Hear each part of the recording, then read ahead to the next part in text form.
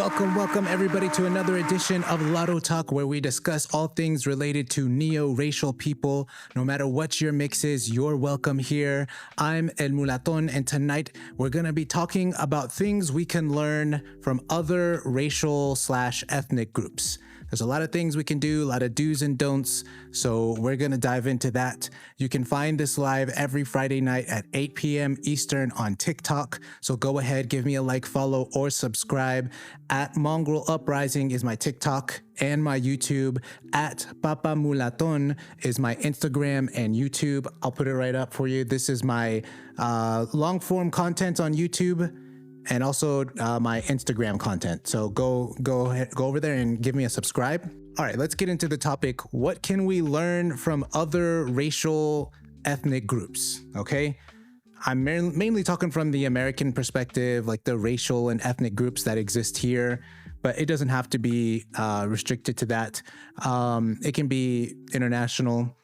So I'm gonna give my thoughts real quick, and then I'm gonna open up the panel, because I really like to hear y'all's opinions, because, we're in different parts of the country, so we have exposure to different ethnic groups, different racial groups, so we're going to have different views, different ideas. All right, so I'll begin with Anglo-Americans. So I'm primarily talking about Americans who are predominantly of English ancestry, basically the people that created this country, the English. And so the main thing I think that we can learn from them: political individualism and self-sufficiency. So I'm kind of, I won't get too political, but I am, basically going to get political. I prefer political individualism over other political ideologies, and that's kind of been like the foundation of America. The English are kind of the ones who created the concept of individualism, and if they didn't outright create it, they're definitely the ones who popularized it and spread it. Because you weren't really seeing individualism on the mainland in Europe. It's very much like an English creation, and I absolutely love it. I absolutely love the ideals that we had politically at the founding of America, and I think that's going to be a great thing for us to learn, because I think nowadays, political individualism is gone. It's like not really a thing anymore. It kind of is, but for the most part, we have like political collectivism or variations of it, where it's just it's people who want the law, who want the government to view you not as an individual, but as just a member of some larger group. And obviously in America, it's going to be racial and ethnic, but I actually don't think that's a great idea politically. And political individualism ties into self-sufficiency. So the thing I love about this is that it's got this mentality of wanting to do things yourself. Instead of looking to some other group of people to do things for you, to achieve your goals, you say, no, I'm going to do it myself. I will build it myself. And too many people nowadays have this mentality where they want a thing for them and their people, but instead of actually trying to go outside and achieve that thing, they're like, okay, how can I get the government to force other people to do X, Y, and Z for me? I think that's BS. If we were to do that as a people, that would make us so reliant on this corrupt institution, the government. And I think the better strategy for us is going to be relying on ourselves, saying, we want these things. How do we achieve those objectives? Not how do we get the government to force other people to achieve those objectives for us? Not how do we force our view of things onto other people? And so that's the main thing I have under things we could learn from like English Anglo-Americans, because it kind of comes from that English tradition. Yeah. Let me get to the chats. Eurasian Identity, good to see you. thank you for liking the live. Jokaso, thank you for sharing. Yeah, everybody share the live, share it with all your friends, all your enemies. Share it in the group chats. Let's see. Mulatto Priest, yeah, you're a very laissez-faire person. Yeah, exactly. I'm probably on the extreme end when it comes to laissez-faire, but again, I that's why I specified political individualism. I'm not talking about the social sphere. When it comes to social interactions, that's a different thing. But individualism in the legal sense, yeah. Maritza, what's up? Happy Friday. Wes says, sounds super rudimentary, but honestly, a single unified identity is what we can learn from all of those. Yeah. And I'm going to, as I go through this list, so there's going to be other things, and I know y'all are going to have a lot of things to contribute as well. Eurasian identity, I thought you disliked the idea of neo-racial politics when I talked about it. Oh, I don't. The concept of individualism is pretty much an aversion to politics. It's basically, I don't want to have this large entity full of corrupt people having control over my life and the lives of other people. It's a very anti-establishment kind of ideal, very anti-politics, and that's why like you don't really hear me talking politics that much. Let's see. Eurasian identity. Yeah. Yes, individualism is very much an Anglo invention to people's distaste. Yeah, I love it. The English created a lot of amazing things. Can we accept that? Eurasian identity. Yeah, true. The only thing is other people only listen to the government. Yeah, unfortunately.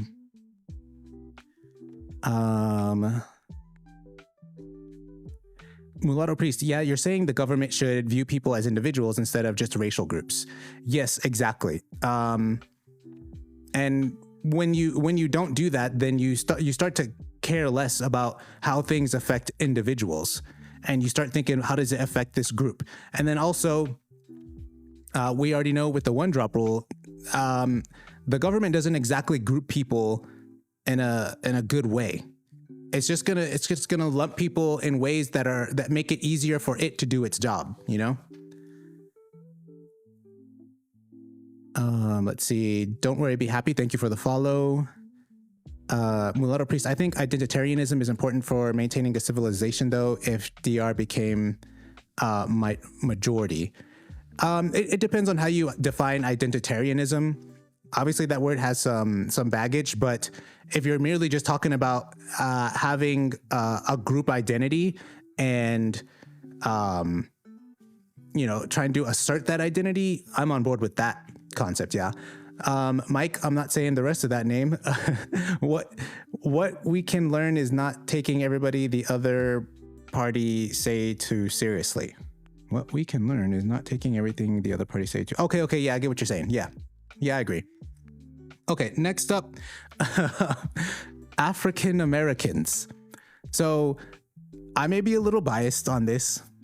I couldn't think of something positive that we could learn from the African-American community. Now, disclaimer, I didn't grow up around African-Americans. A lot of the things I've learned was the few years I spent in a city that was majority African-American and just my looking on the outside in.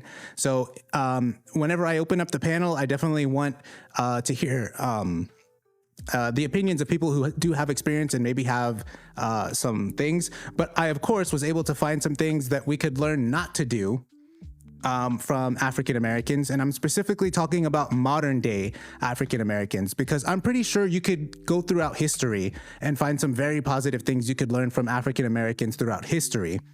Especially like 19th century, first half of the 20th century. But when we're talking about the 21st century, I struggled to find things. But okay, things I think we can learn not to do is not having a negative identity, but instead having a positive identity. Now, I don't know if those are the correct terms. Those are just the terms that I came up with that made sense to me. So what I mean by that is it seems like a lot of African Americans, their identity is based as a rejection of whiteness, in air quotes. a rejection of anything Anglo, anything English, anything European. That's like, if not the core of their identity, it is a major part of their identity. And it's basically, how can we not be that? How can we define ourselves in relation to that? And I don't think that's a good way to define yourself or have an identity, have any kind of foundation for people, a community. Primarily because in that view, let's talk about African-Americans, it puts YT people at the center of their universe. At the center of their worldview is YT people, and everything else is defined in relation to that. Yeah? Now, I understand that with the history of slavery, Jim Crow, and all these things, that it's YT people are going to be a part of their history. But I think they take it too far when they say, oh, now every part of our identity has to be, what are YT people thinking? And how do we think the opposite? How do we do the opposite? I don't think that's very functional. I don't think it's very healthy for your people. And I think for us, we need to have more of a positive identity. Yeah. So, and the trap that we could fall into with this, for example, with like paleo-racial people, and for those of you who don't know, paleo-racial, I'm using that term to refer to like the older races. Like we would be neo-racial people. We are the new races that were created in the past, like 500-600 years, the past millennium. So we could fall into the trap of saying like, oh, paleo-racial people, they're always antagonistic to us. They're always attacking us. They're always trying to belittle us, trying to destroy our identity. It's very easy to fall into the trap of saying, okay, we need to be everything not them, or everything opposite of them, or start defining yourself by, okay, what are paleo-racial people doing? And then how do we not do that and do just the opposite?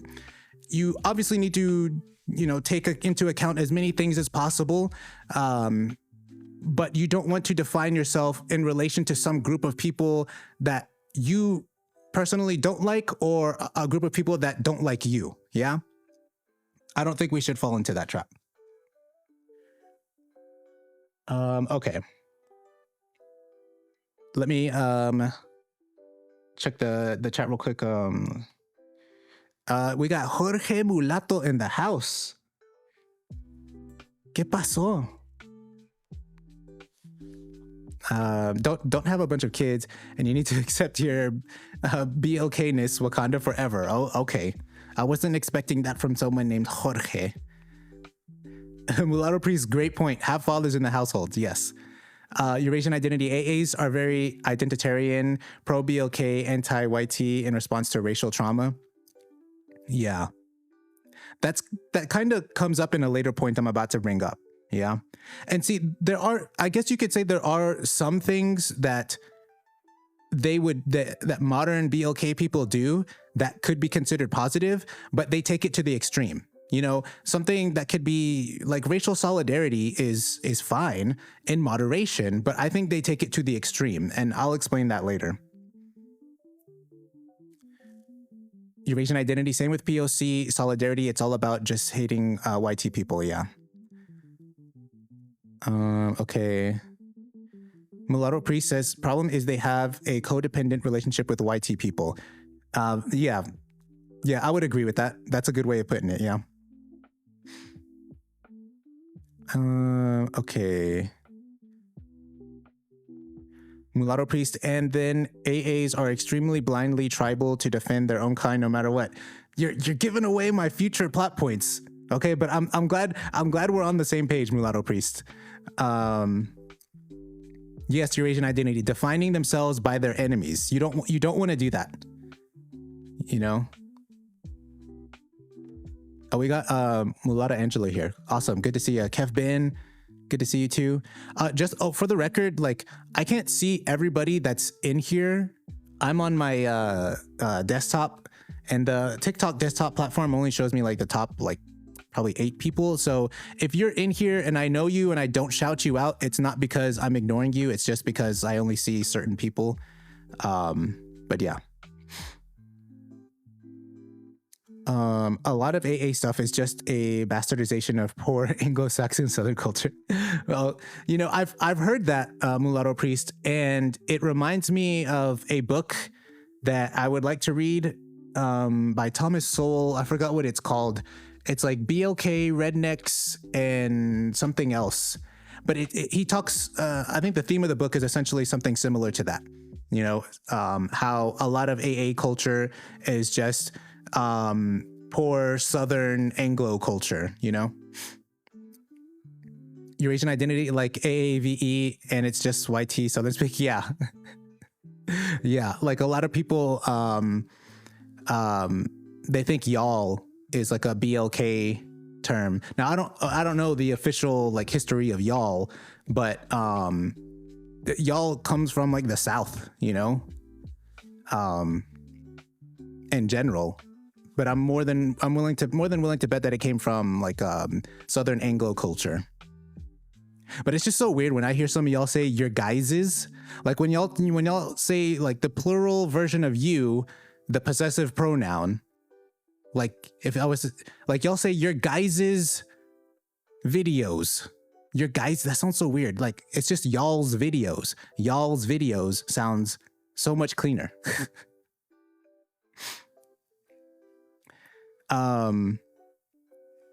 Let's see. Eurasian identity says LMAO, not you saying it at the same time as me.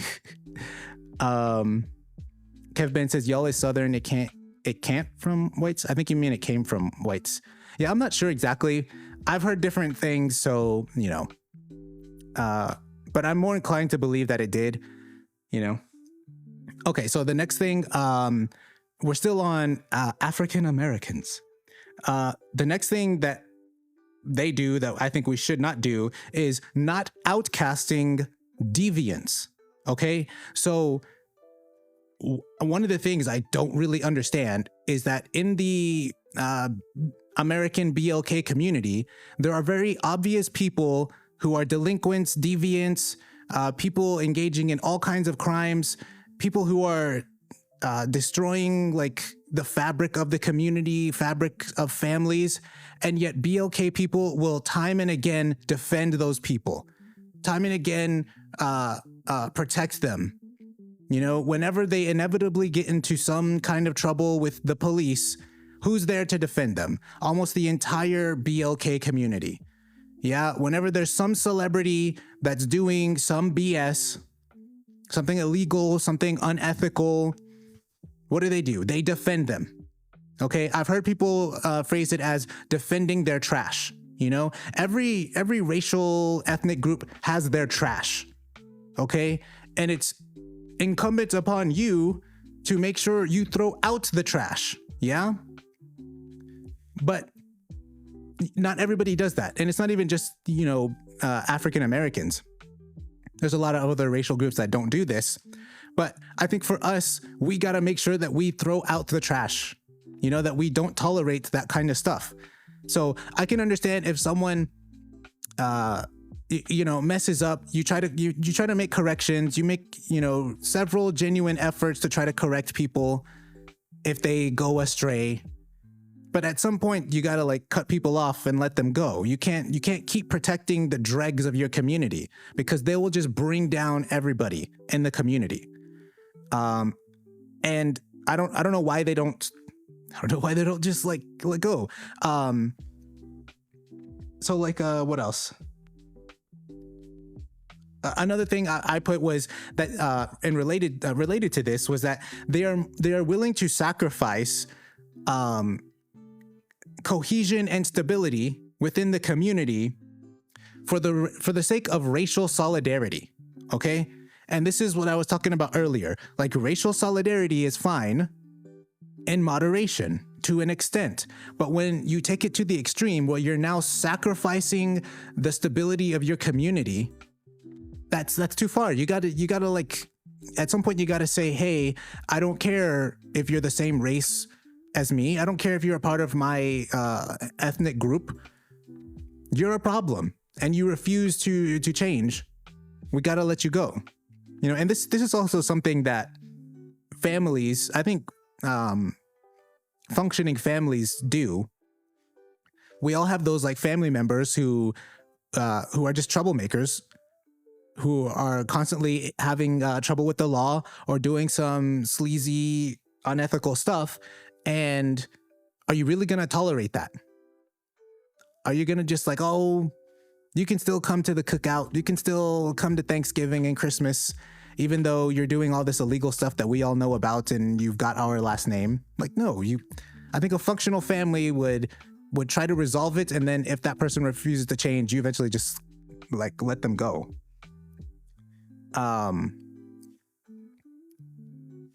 Okay, let me get to the chats real quick. And one thing I will say is, this isn't something unique to the BLK community, but notice that this doesn't really happen too much within like Anglo-Americans, like the part of defending their trash. Like you're not gonna find some investment banker on Wall Street in New York City defending some hillbilly in Appalachia when they get into trouble with the law. Like that investment banker in New York is like, he doesn't even know. He doesn't care. If he saw it on the news, he would just, switch to the finance section. He's not gonna go, have a press conference with all his investment banker buddies and like, oh man, what's a country name? I'm trying to think of a country name. Jimbo up in the hills of Appalachia, he got in trouble with the law and they roughed him up a bit. We cannot have this. No, he doesn't give a damn, And I think that's the right way to do it because, first of all, that hillbilly in Appalachia isn't part of the same, community. It's a totally different part of the country.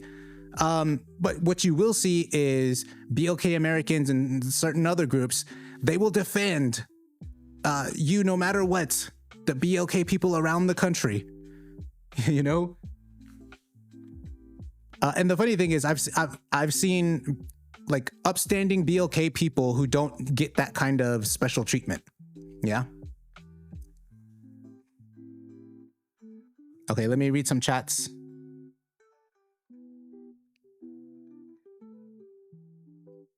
Oh, we got a lot. I'm liking the engagement. Thank y'all for the likes. We're at 688. Let's get to 1,000. Let's get to 1,000. Tap that screen.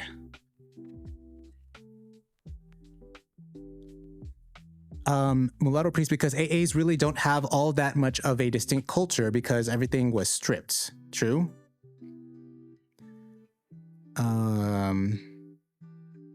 Mulatto Angelo says, Southern accent came from British and Anglo accents.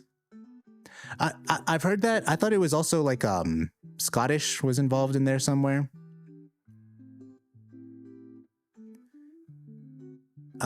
Biscuit, what's your favorite BLK food and YT food? BLK, I actually don't know which American foods are BLK foods and YT foods. I don't know. I'd have to think about that. Let's see.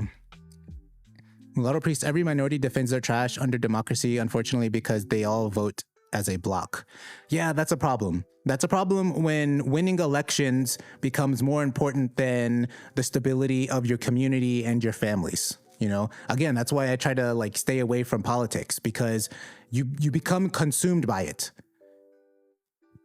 A lot of these communities are so obsessed with getting their guy in office, and then they ignore what the things that are happening in their community because they gotta win elections.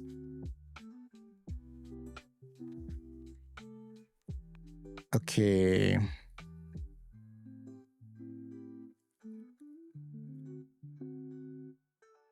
Kev Ben says throwing out the trash means responsibility and accountability. Yes, I agree. Mulatto Priest, YTs don't do it en masse because they're the majority, so they can afford to be more divided. Yeah, I think they also, that's something that I'd have to look really a lot into for why they don't do it. But I think that's a part of it. And also class is also a part of it too.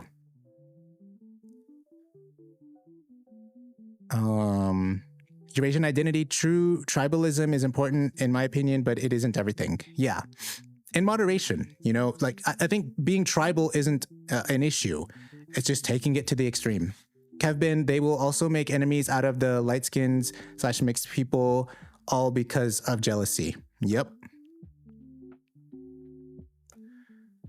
Eurasian identity, if people are not punished, then they think it's okay to do what they do. Yes, exactly. You have to take corrective action. Like I'm not religious, but there's this funny thing in the Bible. I think it's in the New Testament. I don't know where exactly, but Jesus is basically talking about this issue. And Jesus says, if you have a brother or sister, and I think in that context, he's talking about like a fellow Christian. If you have a brother or a sister who's, not following the word of God or whatever, you have to take a corrective action. You have to like speak to the person and show them the right way. And then if that fails, then you get like another family member, and then you try to try to help them get back on the right path. And then if that doesn't work, you get like a religious leader, and then you try a third time. And then he says if that doesn't fail, then you treat them like a tax collector. And my understanding at the time, tax collectors were like viewed as like kind of like at the bottom of society. They were not viewed favorably. Nobody associated with them.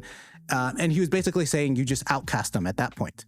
And I think that's good, because either you have morals or you don't. If you have like morals, if you have a sense of what is good and bad, what's the point of having that if you're not willing to enforce it at all? I think I was probably going to get to this at a later point, but it's like, imagine if I said, stealing is bad. Stealing is very bad. I am adamantly opposed to stealing. And then every single one of my friends were thieves.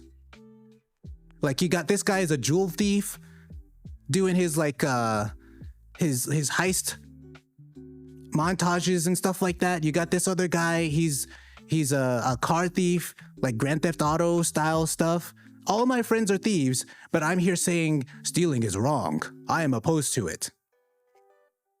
Maybe I myself am not engaging in thievery, but it's kind of a negative mark when you say X is bad and then people around you are all engaging in it. Do you really think stealing is that bad, or are you just personally unwilling to do it for some other reason,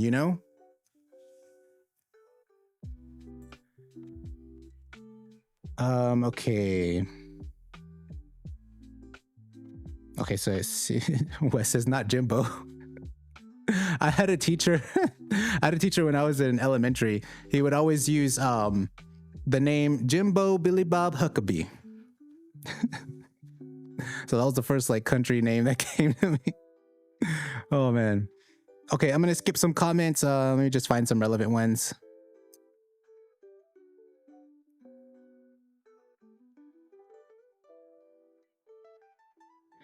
Mulata Angelo says, I actually like the general respectability politics of various Asian cultures. The US could never. Do you mean like their politeness or something like that? Wes says, yeah, certain communities make it a cultural norm to defend and normalize degeneracy. Yeah, we can't have that. Your Asian identity says, waiting on the Asian section, already thinking of comments. I didn't have time to think about every single one of them. So I actually don't have anything for Asians right now. I could come up with something on the spot, but I feel like it would just be kind of it would just be something that also exists in other places. But yeah, like I said, when I open up the panel, y'all can give your opinion. Let's see.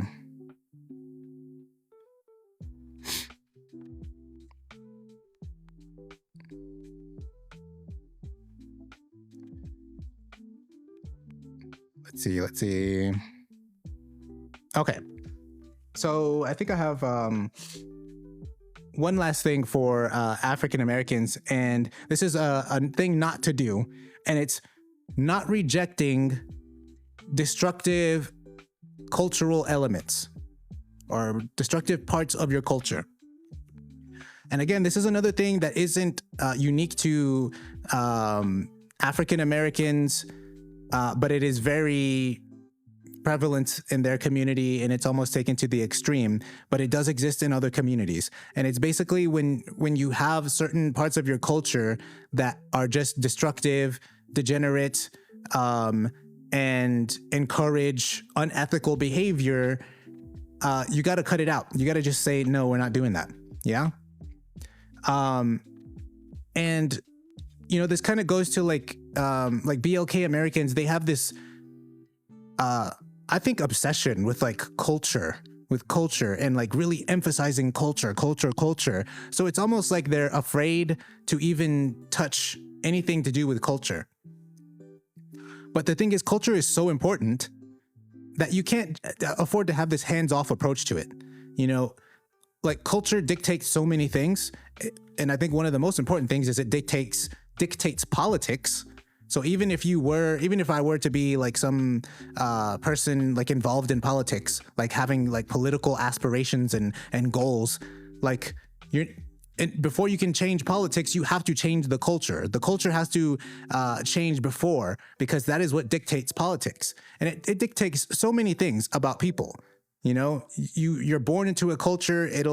Your culture is essentially your worldview, how you view the world around you, how you think about things, daily practices, things like that. Those are all part of your culture. And you can't allow that to get corrupted. Okay, you need to be able to have something that is worth passing down to future generations. It can't be twerking videos. It can't be songs about criminal acts and abusing narcotics. It can't be these things. And when you spot these things, you have to get rid of them. Yeah, but honestly, I think also a part of it is just that there was a lot of forces behind some of those negative aspects of BLK culture, like the music industry and only elevating certain types of content, and marginalizing the more profound music and culture. But you also have to take accountability at the local level to say, like, why am I allowing my family to listen to this kind of music? Or if it's like on something like unhealthy foods, why are we doing this? Why are we making like twerking videos and shit like that? Those are very destructive things, and you have to cut them out. You have to just excise them from your culture, and make sure that your culture is something that is admirable, something respectable, and so many other cultures too.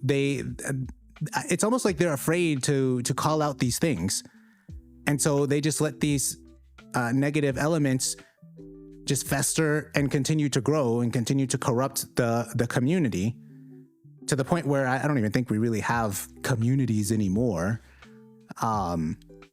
But that's a thing we need to be like on the lookout for. Once we get that community and we've got that culture, that unified culture, we can't allow it to become corrupt.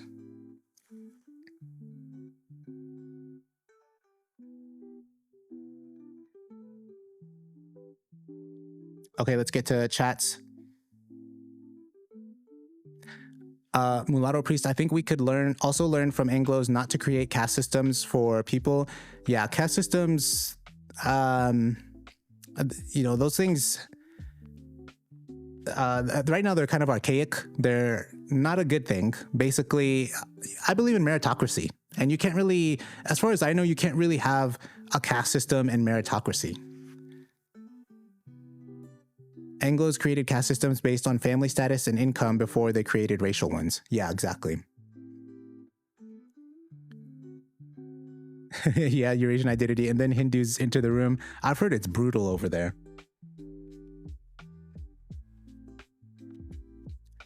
Mulata Angelo, it's due to having their identity cleansed and being told they have no culture. Are you talking about like African Americans? Yeah, I think I can understand that, having that reaction where you have this hypersensitivity to culture and this emphasis on culture because your people were enslaved for hundreds of years, and the cultures that your ancestors had was completely robbed from them. And so everything that you have is basically just, what you can muster from, English culture and various European cultures and trying to make it your own. But you still got to have accountability. You still have to be able to differentiate between good and bad and be able to enforce that, Yeah, Eurasian identity, they have untouchables. Eurasian identity, it can't be having multiple baby daddies. Absolutely not. Yeah, you can't have that. Like Mulatto Priest said earlier, you got to have fathers in the home. Mulatto Angela says, twerking is actually linked back to Africa, but they swear they are not from there. Yeah. What does FBA mean? Fear of being African. Twerking, I see it also in like Caribbean culture and Latin American culture and stuff like that. And it's just, I don't know, man. Like when I look at, who was I looking at? I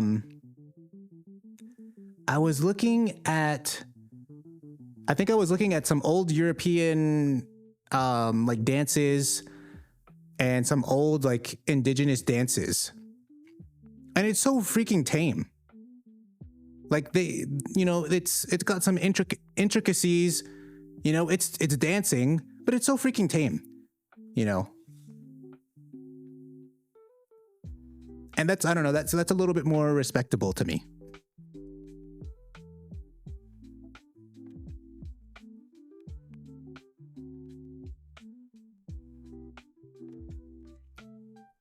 Amiel says, there are so many conscious hip hop groups that came up in my day. Yeah. Unfortunately, I think some of them that are still around, like, I don't know if like, Mos Def counts, but he's still around. He's still respected. Talib Kweli. I don't really listen to rap too much, but yeah. Mulatto Priest says, honestly, that's why even though I like hip hop music, I don't think it's the right avenue for. Yeah. For mulattoes, yeah.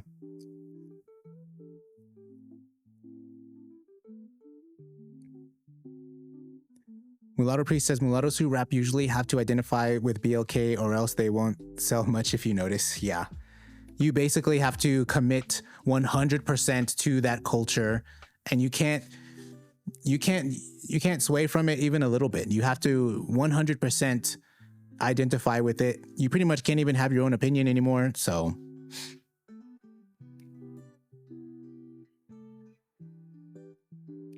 Mulatto Priest, FBA's tried to claim us, but they have more genetically in common with Africans if you only include, I don't see the rest of your comment. People with 70% African ancestry or over. FBAs or something else. Neo says, is this conversation about mixed race people or African people or both? Just curious. Right now we're kind of talking about everybody. Jorge, muchas gracias por compartir el indirecto. Oh, wait, you said you're Wakanda forever, so you probably didn't understand any of that. Mulata Angela says, it's a fertility dance. If I'm not mistaken.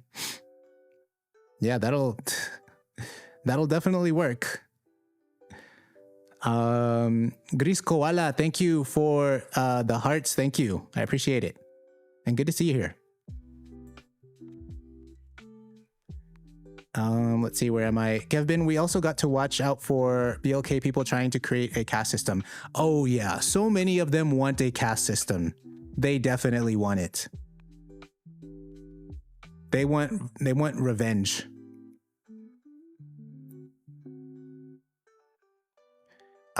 Biscuit says, do you think Appalachia and backcountry and African American culture is bad in general?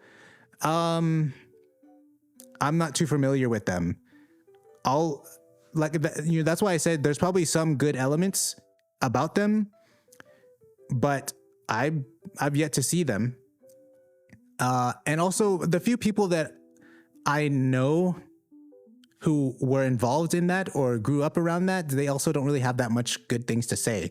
But my mind is definitely open to saying, yeah, there's probably some good elements about those things, or maybe historically there were good elements from those cultures.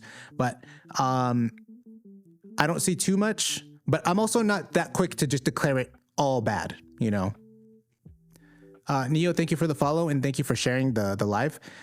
Eurasian Identity says whatever twerking originally was, plus the OG intention, the modern US version has bastardized it. Yeah. I remember the one BLK city I lived in. I was driving through the BLK neighborhood, and there was literally like a group of BLK girls. Like they were all bent over on the hood of this like car outside of a club, and they were all just twerking. They weren't even in the club. They were outside the club, bent over this car and just twerking, like out in the darkness. So I don't. But I mean, they're having fun, you know. Terry says what they did to create mulattos. I'm not sure I understand. Neo says, what are mestizos? It looks like everybody already responded to you, correct? Mestizos are the neo-racial group with the most solid identity. They don't even know they're neo. Yeah, exactly, Eurasian. I have a video that I'm editing right now talking about neo-racial and paleo-racial, and I bring up mestizos, and I bring up that fact about it. That's a good observation. Mestizos have essentially created their own cultures. It's not just one, there's multiple cultures. And they become so numerous that society has essentially elevated them to the status of paleo-racial, you know? That they get they pretty much, I guess technically they don't have their own category on the census, but most people view them as just quote Hispanic or just Latino, even though that's not the case. But yeah, people just view them as their own thing. And most of them don't even know that they're neo, like you said.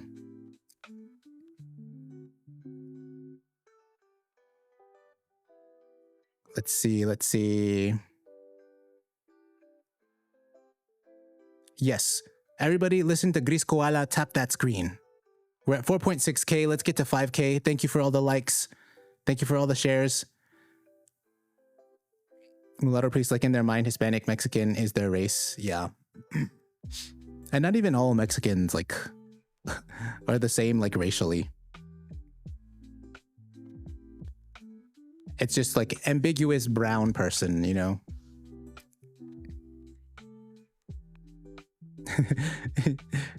Your combination of judgment and acceptance is hilarious. Well, thank you, Wes.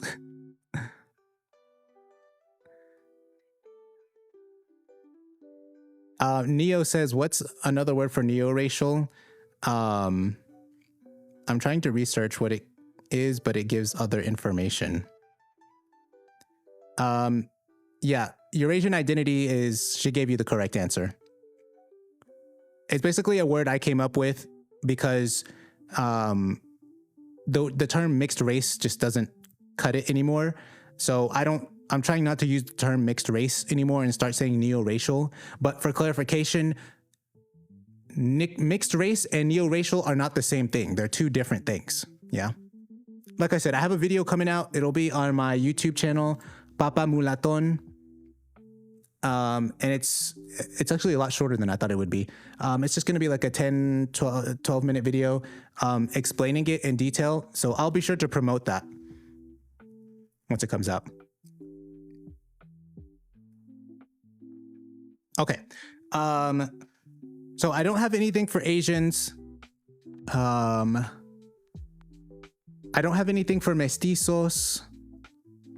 But I'll just briefly say for Asians, specifically Chinese and Japanese Americans that we have here, probably more so the Chinese. I freaking love the fact that whenever they first came to this country, they stuck together. I did a little bit of research into the history of Chinese Americans in America, and They came here poor as hell. They were treated like garbage. The jobs they took were grueling manual labor jobs, and they managed to create communities. Obviously, they didn't really have a choice either, but they were also very successful at it. They created Chinatowns all over the country: San Francisco, Chicago, New York, and these places still exist today. And I've only been to one Chinatown, and they still speak Cantonese, I'm assuming. They still have a lot of their customs, and they manage to preserve their identity and keep it insular. And that is something that is so admirable. That's something that I would like to see for us. And if the Chinese could do it, the Chinese immigrants could do it with all that adversity, with all the odds stacked against them, I think we can do it. The thing they had going for them, though, was that they already had I guess you could say, a racial / ethnic identity solidified. There was no question about it. It was just a matter of like, hey, let's get the people and let's put in the work. Yeah. For us, it's a little bit different. You know, for us as Lattos, like, we don't really have that racial identity solidified. Like, all the people who would qualify as Latto don't actually identify that way, and in fact view themselves as ops to us. They're some of our biggest like ops. It's sad. Eurasian identity, for Asian, what to do? Asians place a strong emphasis on academic excellence. Yes, I agree with that. Now, I'm gonna preface it and put it differently. I'll put it more generally. Just acquiring knowledge, becoming knowledgeable, and really emphasizing that. I don't really like academia that much in general. So I don't really respect it that much, but the pursuit of knowledge. And I freaking love that about Asian cultures in general. They really put that emphasis on just obtaining knowledge, doing something productive, you know, having that you know, some people always say, what's that thing people say? Work hard versus like working smart. And like Asians just naturally do both, you know? They work hard and they work smart. At least the Asians that I have observed that came to America, yeah? And so that's something that we can definitely try to adopt for us. Yeah, Mulata Angela, you're right. Work harder, not smarter, or was it the other way around? I can't remember. But yeah, Mulatto Priest says East Asians have a culture structured on learning. Yes, and I love that.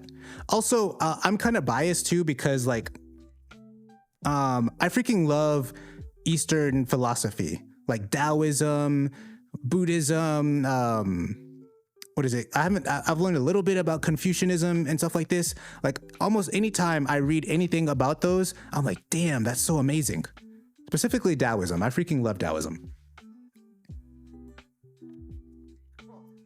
Okay, so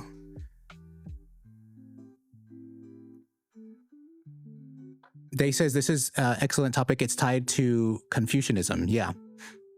Yeah, I need to read more about that, but I'm very familiar with Taoism.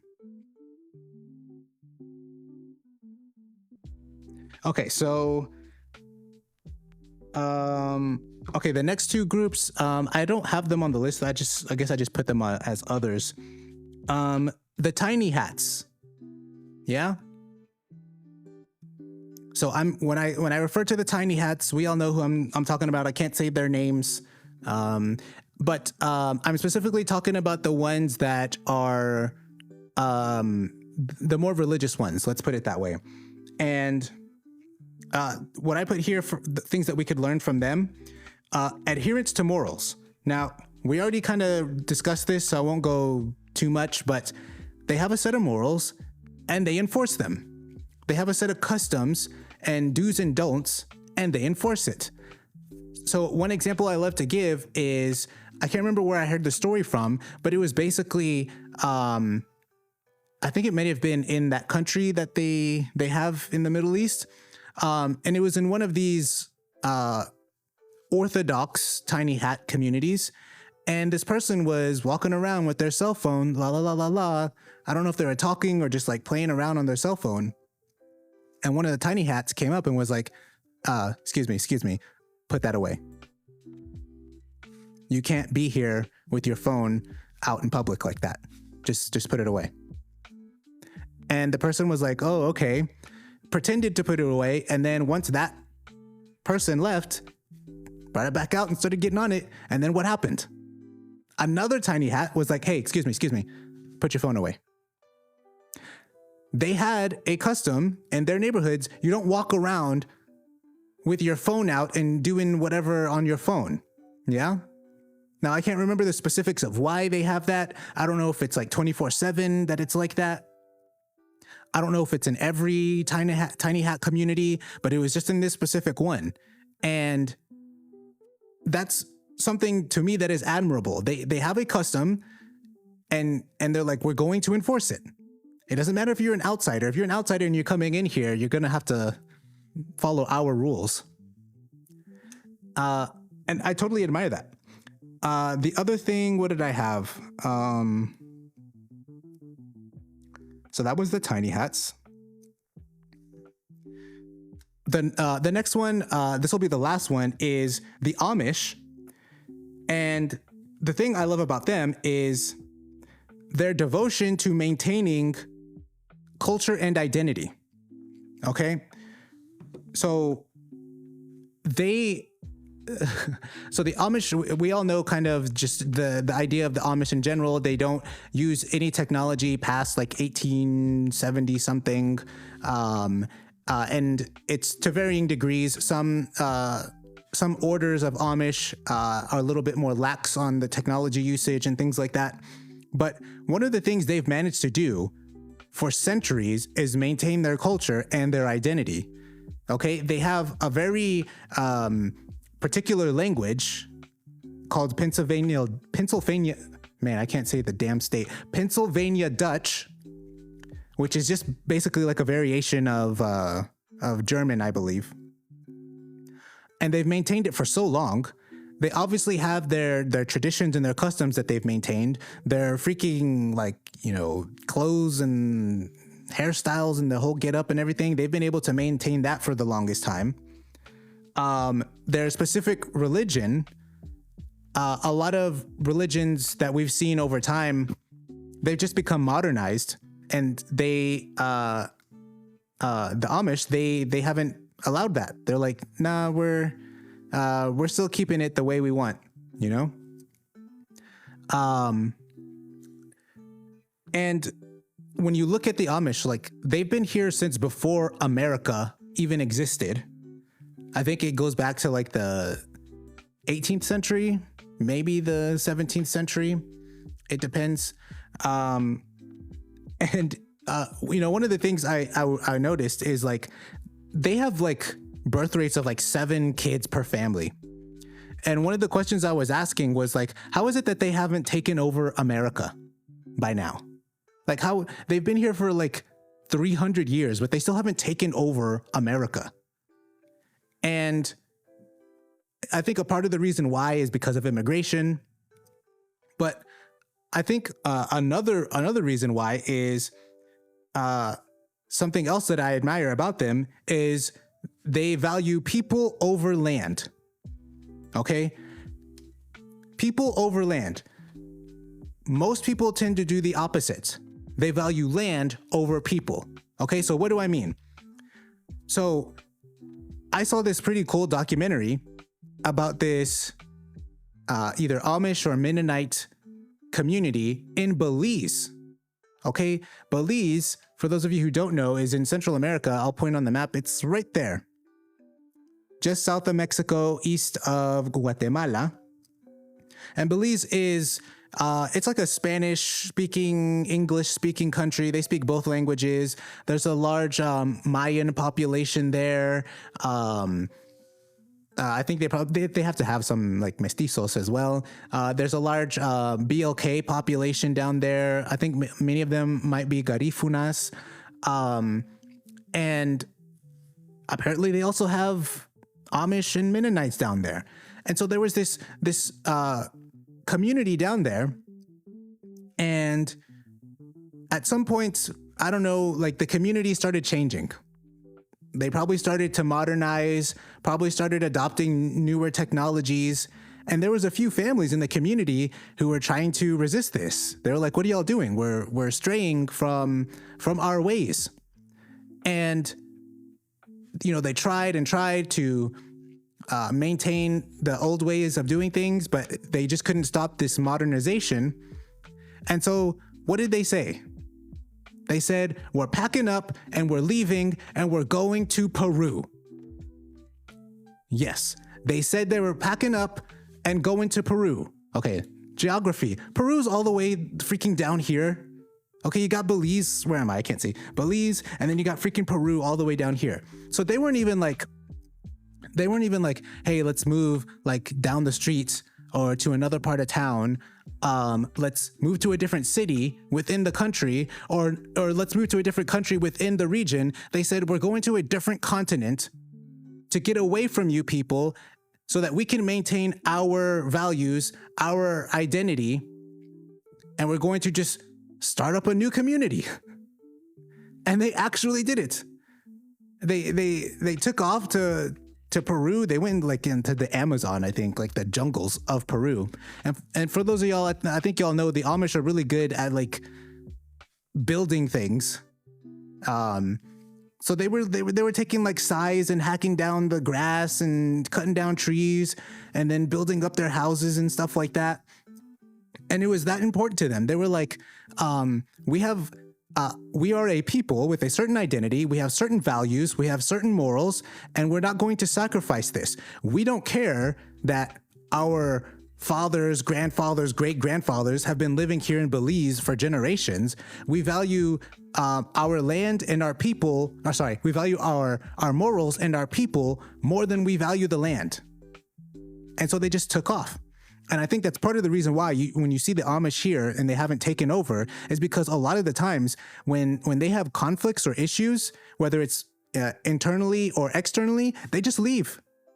Like Canada has a bunch of Amish that used to live in America. Mexico also has a lot of Amish and Mennonites that used to live in America. They just take off and build a new community. Meanwhile, we're struggling here to even get the first community up and running. But I think that's so admirable. And I think, unfortunately, I know I'm in the minority when it comes to this because most people will value land over their own people. They will say, you know, my daddy lived here, my granddaddy lived here. This is America. This is my country. And if it's not the country, then it's like the city that they grew up in. They don't want to leave the city or the state. You know, they're going to go down with the ship. And they're so willing to just live in misery or live in poverty just so they can live on the same plot of dirt that their ancestors lived on. I don't really care about that. That's not important to me. To me, the people are more important. And I won't get too deep into this next part, but there's a certain conflict happening in the Middle East. And I sympathize with the people that are getting slaughtered. Okay, they're getting just eviscerated in the Middle East, the people living on that little strip. But they seem to value land more than they value people, more than they value their future generations, because the obvious solution is just to get the hell out of there, just to leave, go to any other country that would have you and build your communities there, you know, and just accept that, you know, your opponent has won. And I know a lot of them still have keys to the houses that they had and stuff like that. They still have like the deeds to the houses. But what is more important to you? The future of your people or some land, you know? Are you going to just let your people continuously get slaughtered because, oh, you have this tie to the land? And yeah, I get it. It's like they've been there I mean, that's a debatable topic about how long they've been there, but definitely centuries they've been there. And you don't like the idea of having to give up this land that, you know, your ancestors have lived on for centuries. But at some point you have to say, you know, my people and their well-being is more important than freaking land, than freaking plots of dirt. Yeah, I'm not saying names, so I'll try not to get my stream taken down. Oh man. Okay, so I'm done. Let me get through the chats and then I'll open up the panel.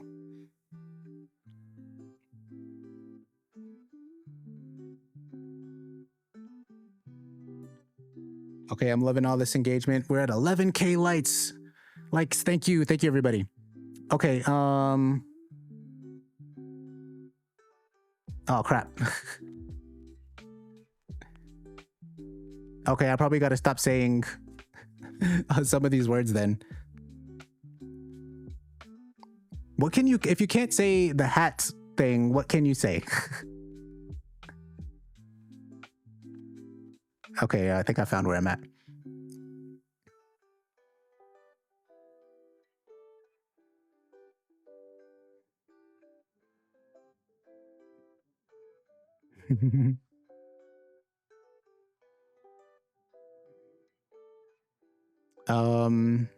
Okay, let's see.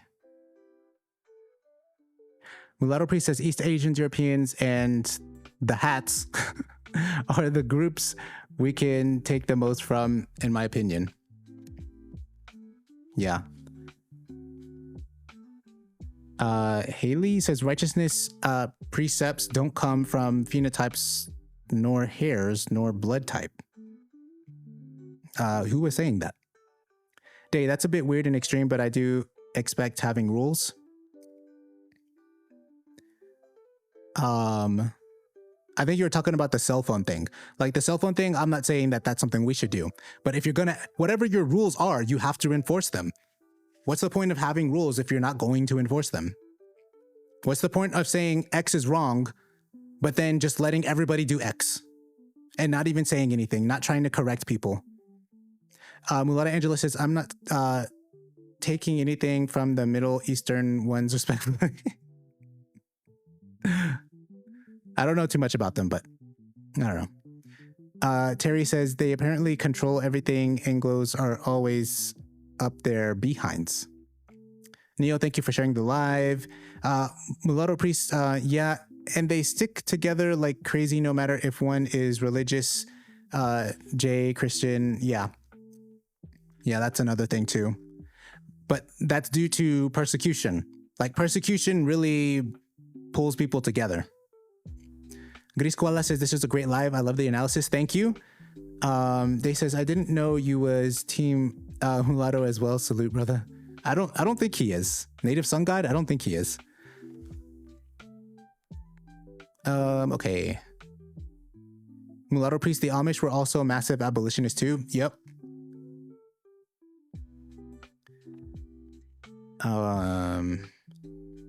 Mulatto Angelo, 17th century, they were the original Quakers, I'm pretty sure. Wes, honestly, they're content with just churning their butter and milking their cows. They have everything they could want, you know? And the funny thing is, I see a lot of people like wanting a lot of the things that they have, but they think they have to go through political means to achieve it, but it's not. You just do it. Mulatto priests, because they stay on their own side and they refuse to pay Medicaid and Social Security taxes. Yeah. That'd be so awesome to not have to pay all that crap. Mulatto priests, they're also pacifists. I respect pacifism, but I don't think I could be 100% on board with that. Day says Belize was taken over by the Latinos. It was originally BLK till the 90s. Mulatto priest, I'm Southern Italian, so I think I overlap a little bit with some Jays.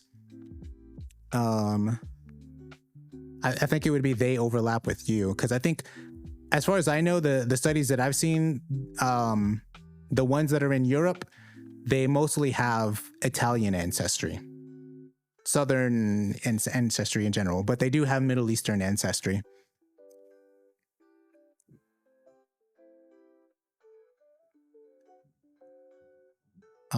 Let's see.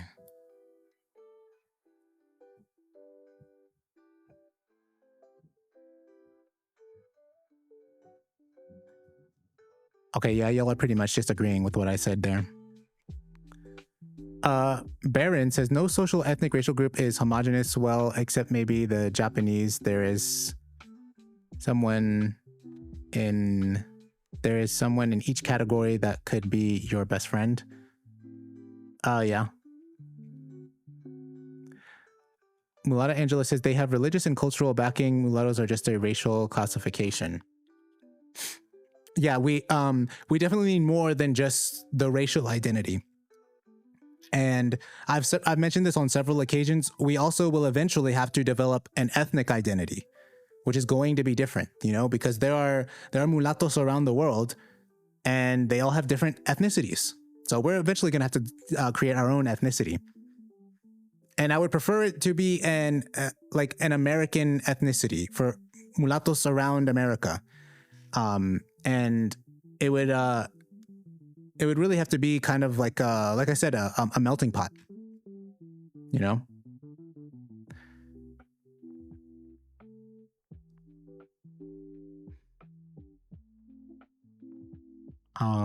Terry says, happy Irish History Month to my Irish mulattoes. Yeah.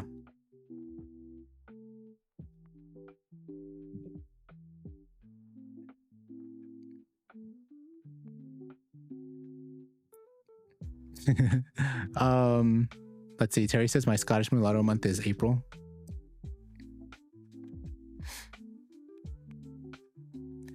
Day says you finna open the live up. Yes, I will. Wes says, Mulaton, don't get your live shut down over this stuff, please. I'm still up. Hopefully, I haven't seen any messages like warning me about stuff, but I don't know if they actually would warn me. Jab says race doesn't exist, but people don't even realize. It exists. If racism exists, then race exists.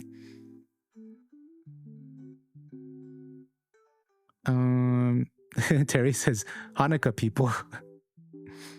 I thought about saying, well, I don't want to say too many words associated with them, but I had another term that described their flag, that thing on their flag, but even that might get flagged,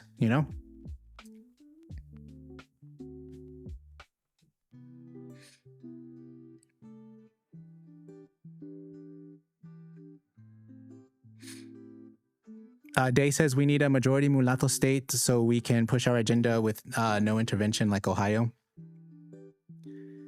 Yeah, definitely. We definitely need a place of our own. Biscuit, do you think admixture makes a new ethnicity for a race? Yeah. But I mean, assuming we're talking about the same definition of admixture, the scientific definition of admixture, which is just any amount of genetic mixture, I would say you would need like a significant amount of admixture to create a new race, something that's going to actually manifest in some meaningful way,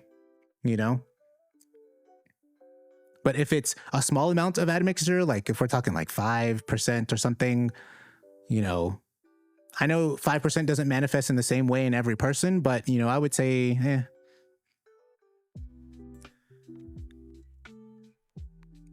Let's see. Mulatto Priest says we have to have standards on who can call themselves that, of course.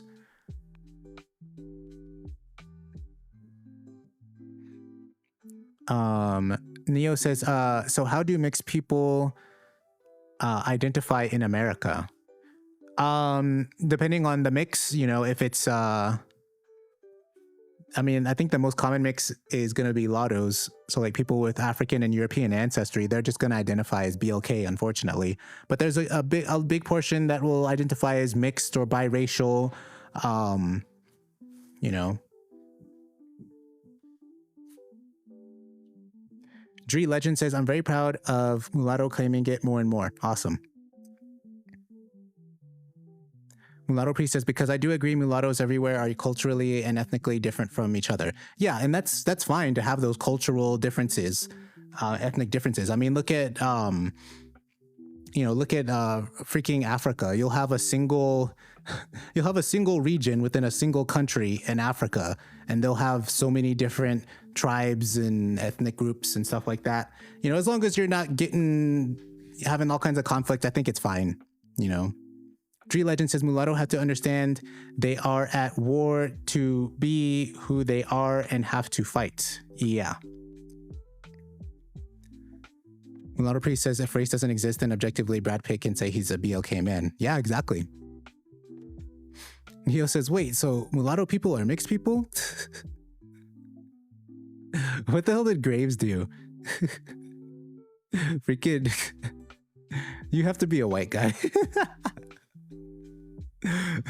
Jorge. That's what they do, man.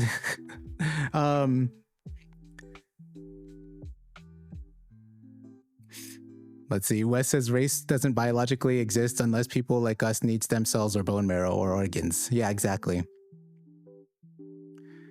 Neo says kind of found my people here. I'm mixed race too, but very much different from an actual mixed race.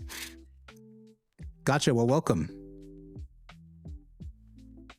Day says, so by that logic, then you are not against with FBA saying they are distinct from Africans. Yeah, me personally, I'm not against that. I think that's fine because FBAs tend to focus more on the ethnic aspect.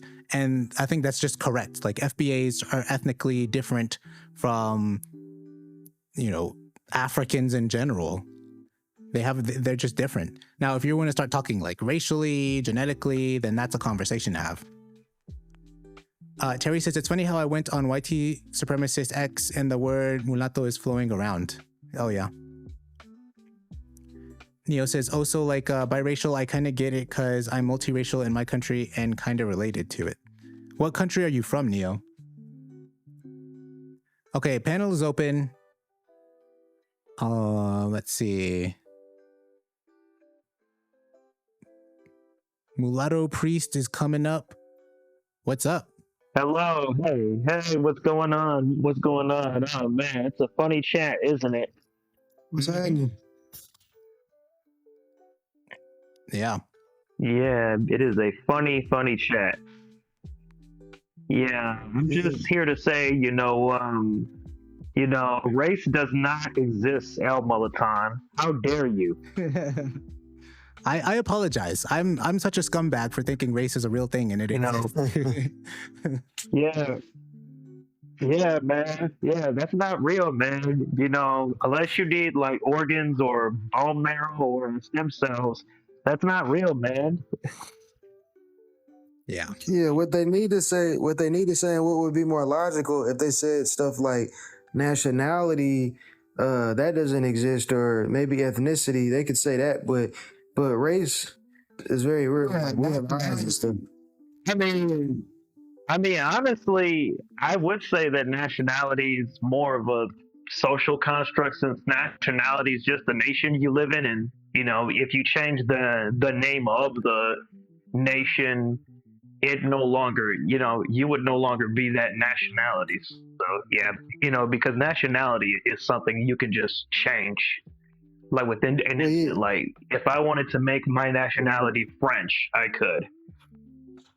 Well, exactly. That's what. Exactly. That proves the point, though. And that's what the biggest example I use when explaining this is that, like when you study Turkish and Greek people, right? Turkish people are on average 85 to 90% Greek, right? But they just mass converted to Islam like 500-600, about 700 years ago, right? But are they the same anymore? No, they're not. They're culturally distinct, but they're still racially the same. So that's all. You get what I'm saying? Right. Right, just like Indians and Pakistanis, like Pakistanis are literally just Indians that converted to to Islam though. That's the only difference. It's like I exactly. know. I Yeah, mean, my doctor the other day said that I could take bone marrow from anyone I wanted in case something bad happened. So I mean, hey, you know. well, I'm OB positive, whatever, and that's my blood type, whatever. But I know like certain people, like certain YT people that are like RH negative or like some rare blood types and stuff, right? They have to get it from that specific type. But like certain blood types and stuff, they can receive and give from anybody and stuff. I think my doctor called it like a miracle blood type, whatever, but that's not a common occurrence. And also, it's not even just blood. It's also like you said, organs, right? Like when you do like that's why when you're trying to do transplants and stuff, they have to test you and see, oh, can I do this? Can I do that? I was gonna a couple years ago, my auntie, she was gonna get a kidney transplant, and I wasn't a match, so I couldn't give her a kidney. So, but my cousin was. So, but we're the same thing, but they have different admixtures in me, so it changes everything, and I'm also half YT, so my organs are going to be drastically different. In the UK the other day, there was like they put an ad. They paid for the ad to get on TV. Like they paid for a TV advertisement. Like if anyone can donate bone marrow to Jacob, who can't find a match because of he's half. It turns out he's half Ghanaian, I think, and half Welsh or something. And it's just like, so I mean, if there was no biological merit to it, then you wouldn't even have needed to do that. I just think. Also, Wes, the biggest example of this, and people don't want to use this example because it comes off, it proves the reality. But the biggest example is the sickle cell trait, which you cannot get sickle cell unless you have African DNA. Even somebody from North Africa or somebody from the Middle East and other places, they don't visibly look African anymore, but they have distinct admixture from before, which causes them to have it. And the reason why people have the sickle cell trait is because it makes you immune to malaria. So that's the purpose of it. Yeah. So everything is biological, but people don't want to admit to that. Hey, I want to jump in real quick. We got Monoracial Asian Speaks on the panel. What's up? How's it going? Yeah.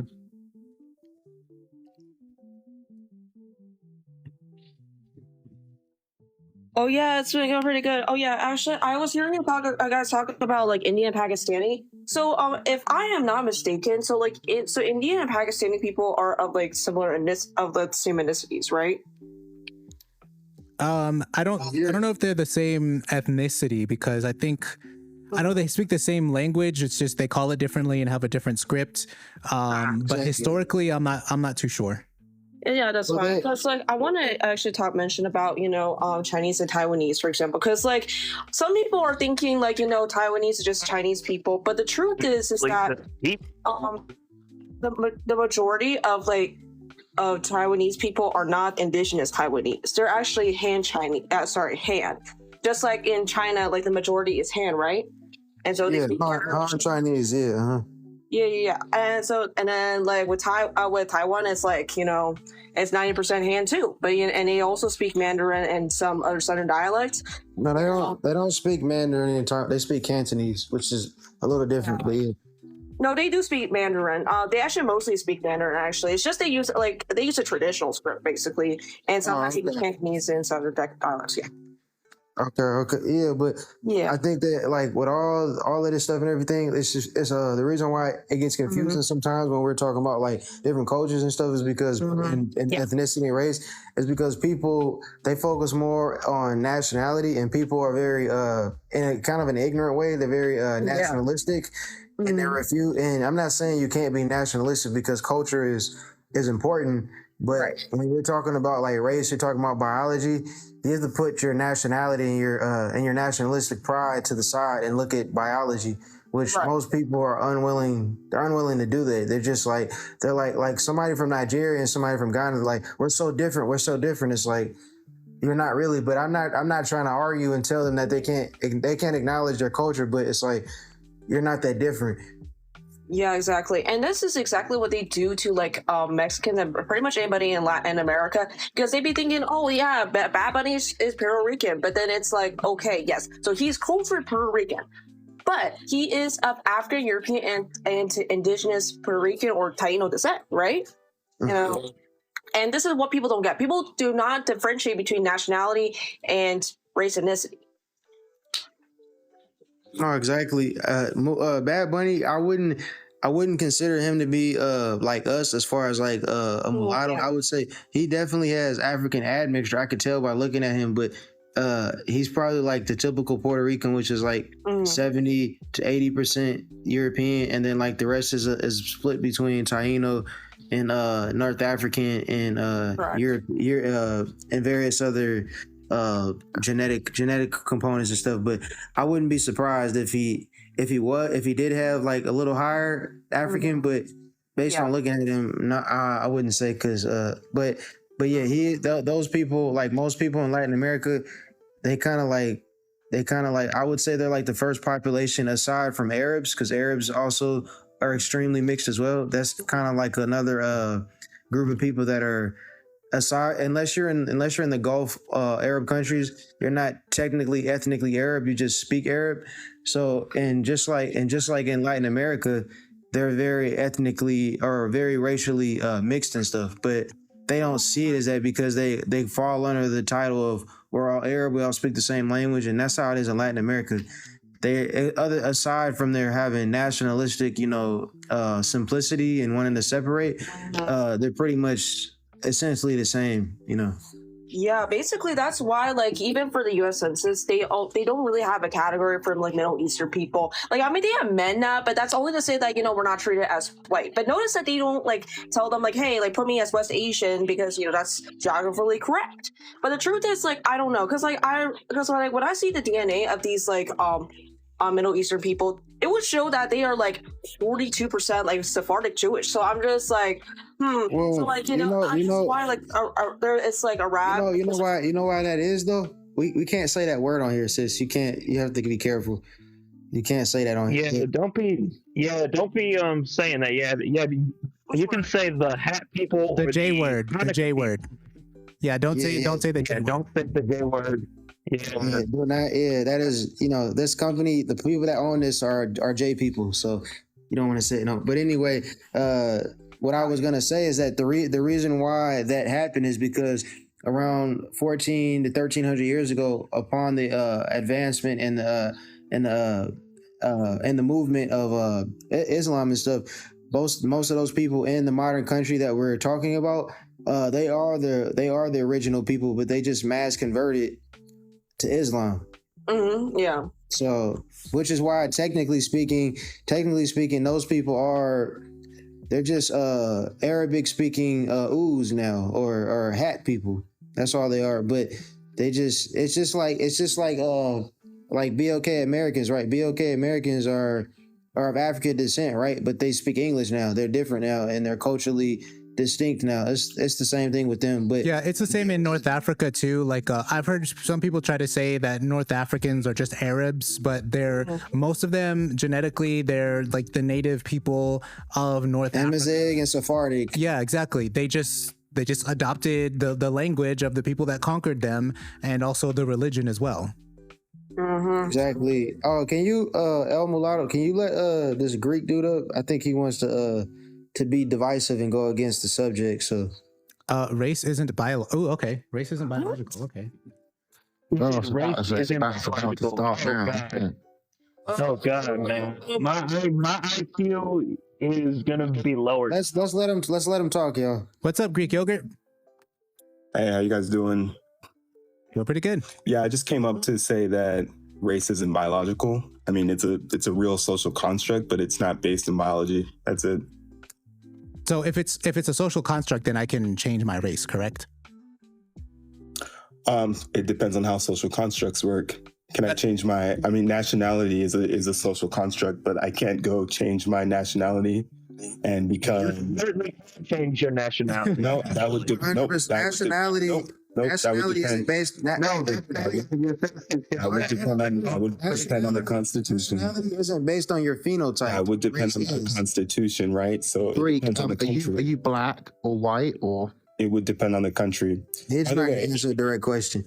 I'm black. Wait, Black. you're raised in a country.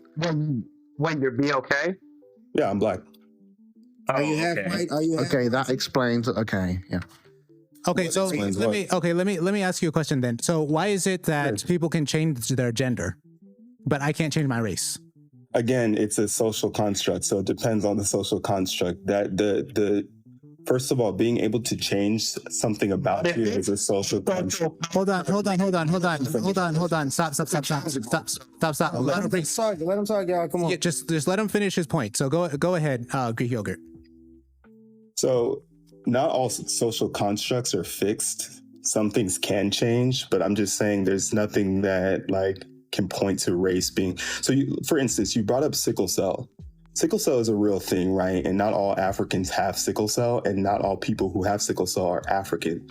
But that was an adaptation that arose, like you said. Yeah, did you hear what Okay. I said? Okay, hold on a Let me second. finish. Hold on. Last part. Let me. I want to take this over. Okay, so what is the social mechanism or whatever that allows gender to be fluid and let anybody choose it, but that doesn't apply to race? What is that? What's going on there? Can anybody choose it? It depends on the society. So in some societies, you can't change your gender; it's fixed, right? And also the whole discussion up here, if you take like a mulatto person, for instance, and you put them in America, that society may say that mulatto person is just black. If you go somewhere like the Dominican Republic, they may be mulatto. So Okay, yeah. so you're saying that so what determines whether or not a person can? So let's stick with gender. So let's say society. but how do you determine what society's wishes are? The society determines that. The country. But the how do you know what the society wants though? I just gave you an example. So No, for instance, okay, we're talking about gender. Let's say I'm a male and I wanna identify as a female, or let's say I'm a man, I want to identify as a woman. Okay, how are we going to determine whether or not society will allow me to do that? What are we doing? How do we determine that? Mm-hmm. So I'll give you 3 examples. So in the United States, there is a recent push and change in society to allow something like that. If you go somewhere like strict, like the Middle East, like Afghanistan, that could not happen. However, in a lot of indigenous societies around the world, they have systems that were not based on a gender binary. For instance, like third spirit or a third thing, right? Those were always valid in certain societies like Australian Aboriginals.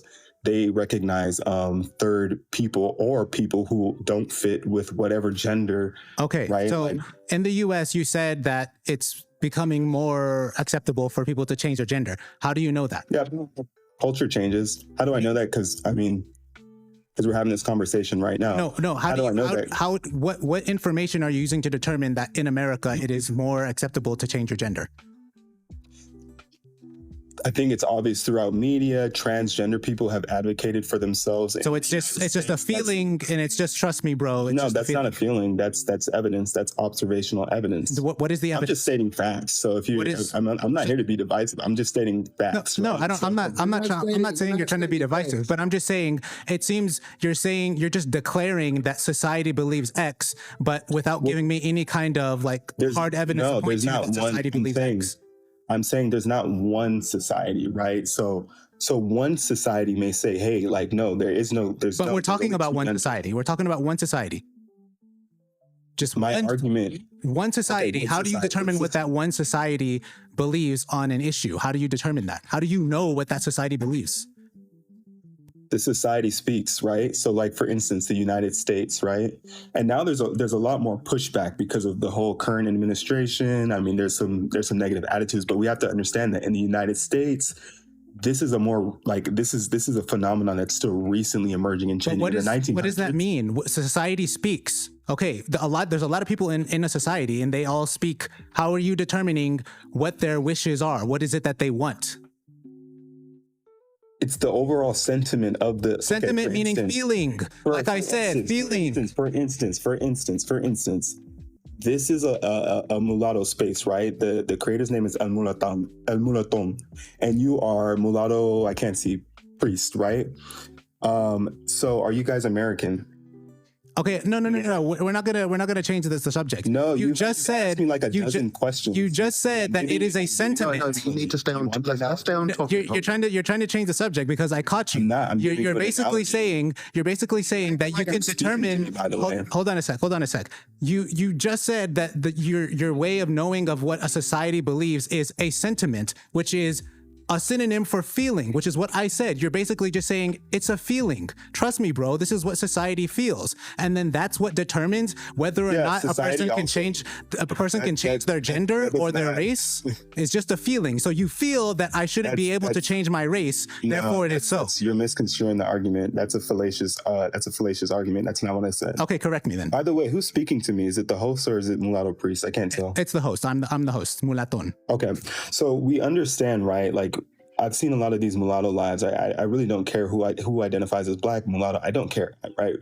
So, but I can give you an example. This is an analogy. I'm not changing the topic, right? I've just said that mulatto in the United States was previously seen as derogatory, right? That's something that you guys are coming up to change. I'm presuming you guys are American, right? So that is a social construct. That is a sentiment that you guys are trying to change. But you recognize that in the places in Latin America, like the Dominican Republic, mulatto might not be a derogative term, right? Because they have a different social construct. They have a different sentiment, right? The same thing can be applied to gender, right? That's why race is not fixed. It is a social construct, because in the United States of America, we have a different concept of this social construct than in a place like the Dominican Republic, right? That's not true. That's not true. That is true.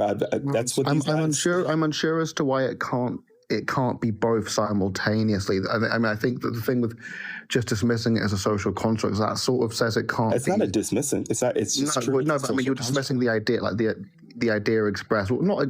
You know what I mean? Like sort of halving it effectively. Like it can be several things at once. And it doesn't have to have a concrete definition in everyone's eyes. I think that it just seems it just seems very redundant. Exactly. To sort of begin. My only point is, and look, they're telling me to shut your black ass up. That's interesting. My only point is that because she's not talking to you. She's talking to the commenters. My only point is, and I agree with some of what you guys saying. The only point is that it's just not biology. That's what I wanted to talk about. It is biology. There's okay. So wait. So you're saying that sub-Saharan Africans, are not genetically different from Europeans? Is that what you're saying? Yeah, the difference would be genetics. Yeah, they are different. Yes, genetics. And genetics are biological. So no. The difference is genetic. Genetics are biological, right? Yes. Race is not. Yeah, you just the race. That's why. Hold on. Hence why I'm a black person, but I'm distinct from someone from anywhere in sub-Saharan Africa. You could take two people. Yes, I am. Let me finish. Do you know? Can I just sorry. Do you know?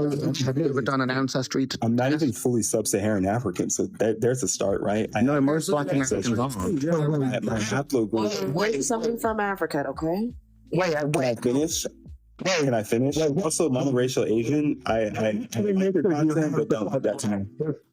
Can I finish? Okay, tell me when I can finish. Okay, so I think Wes had a question or something. Real quick. Wes, do you want to go? Yeah, no, I just thought, because I know you said that you're black Americans. I was curious, and you did say that you're genetically distinct from like someone from sub-Saharan Africa, which is, I was just curious if you've done like any kind of ancestry DNA test, what you found. Yes. And to answer that question, you guys keep jumping down my throat.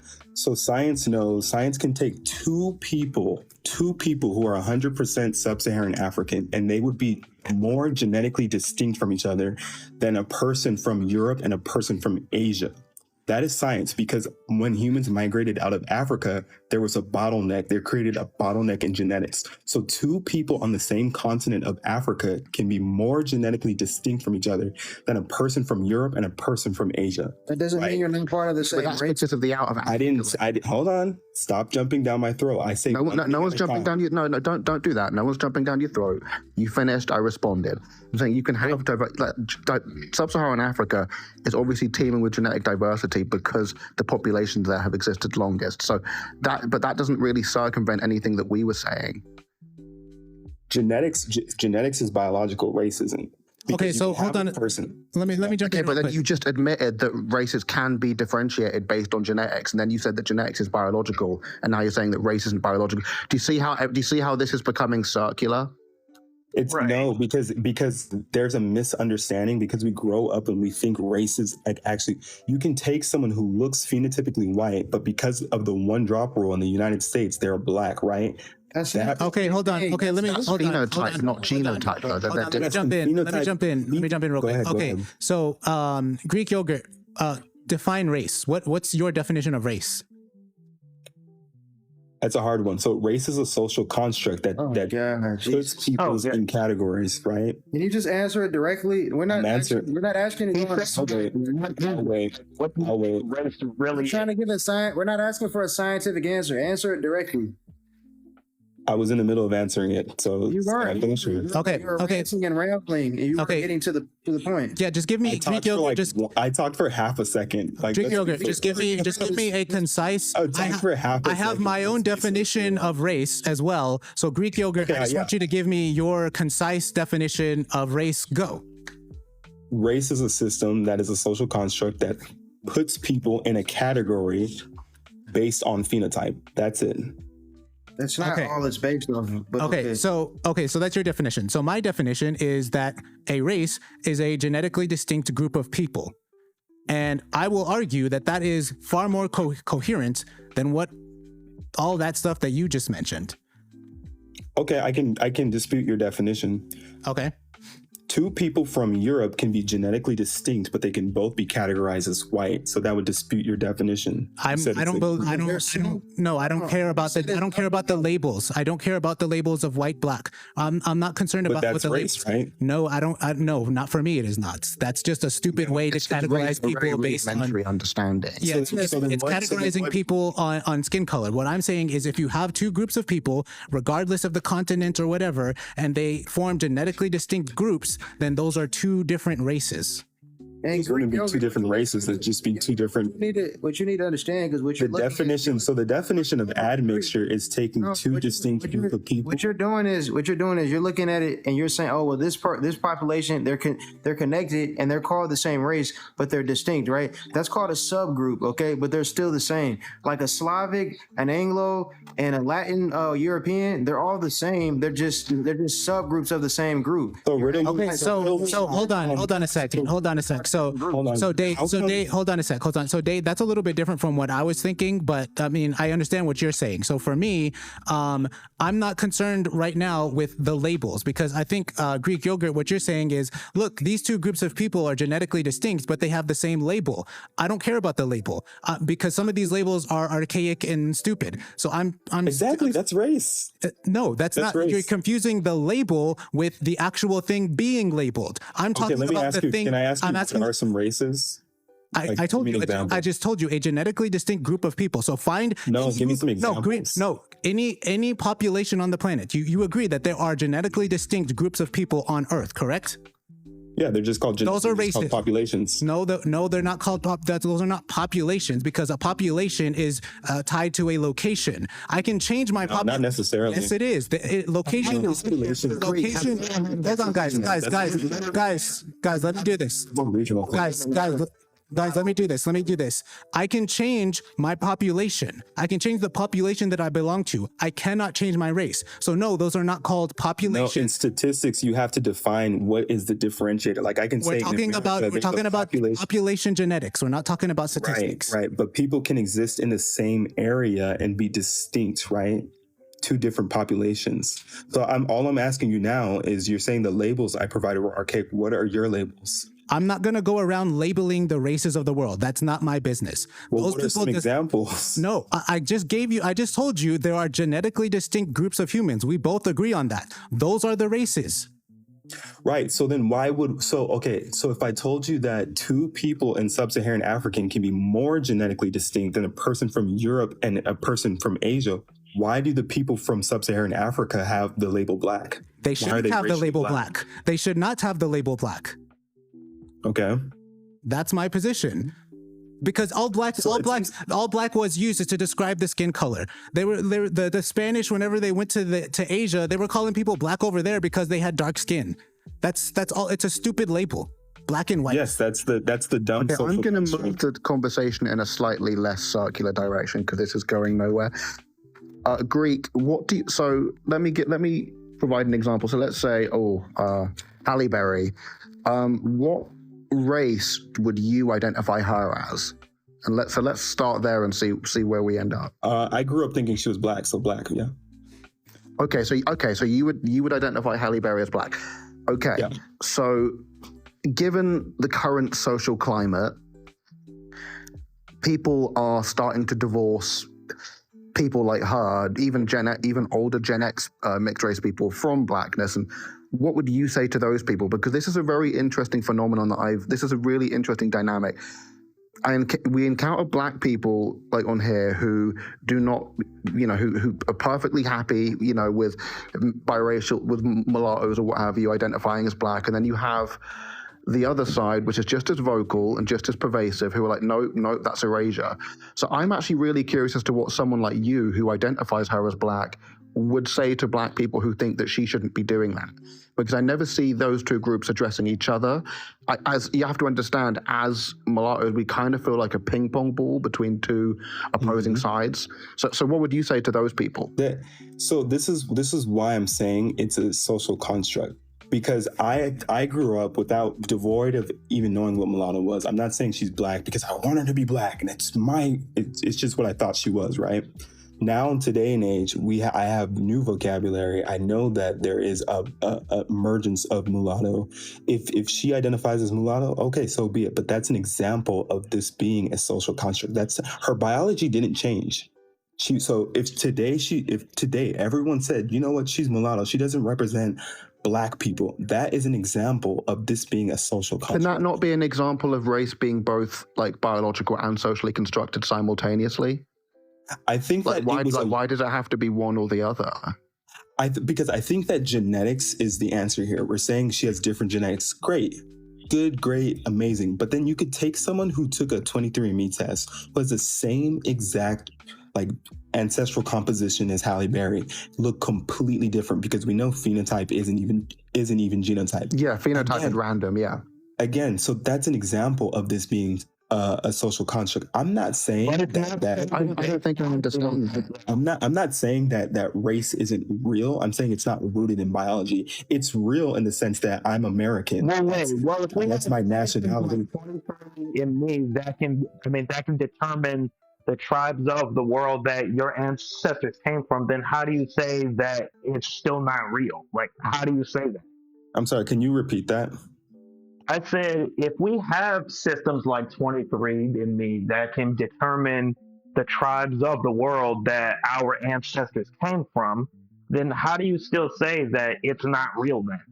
Well, my 23andMe also says I'm part European. I'm not white. It doesn't tell you your race. It doesn't tell you. It doesn't tell you your race. It tells you. Hold on. It doesn't tell you your race. It tells you ethnicity, right? It tells you tribes. It doesn't say race. It doesn't say, hey, couldn't I say the European is a race? Couldn't I say it doesn't is a race in terms of it being a genetically distinct population? I think it's just a genetically distinct population. I think it's an ethnicity. Huh? Have you heard of a PCA plot? Yep, I have. Yeah, so Europeans can be genetically distinct from each other, but they could also cluster.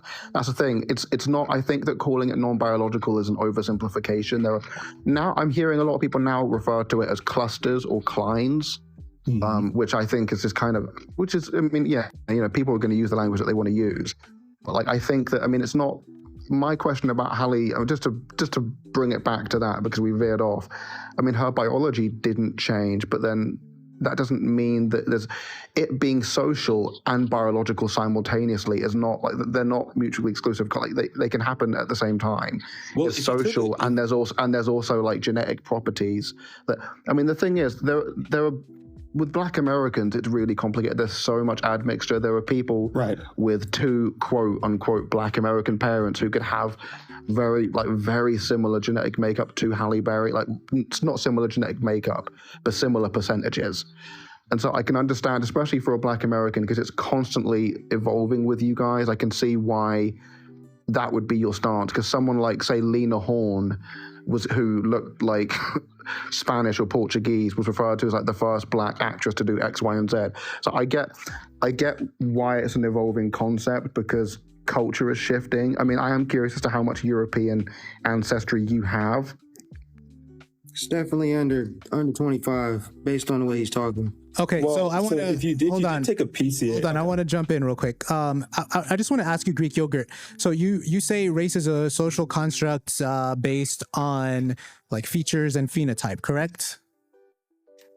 More or less, yeah. Okay, is that how you want it to be? Is that how I want it to be? Like, Yeah.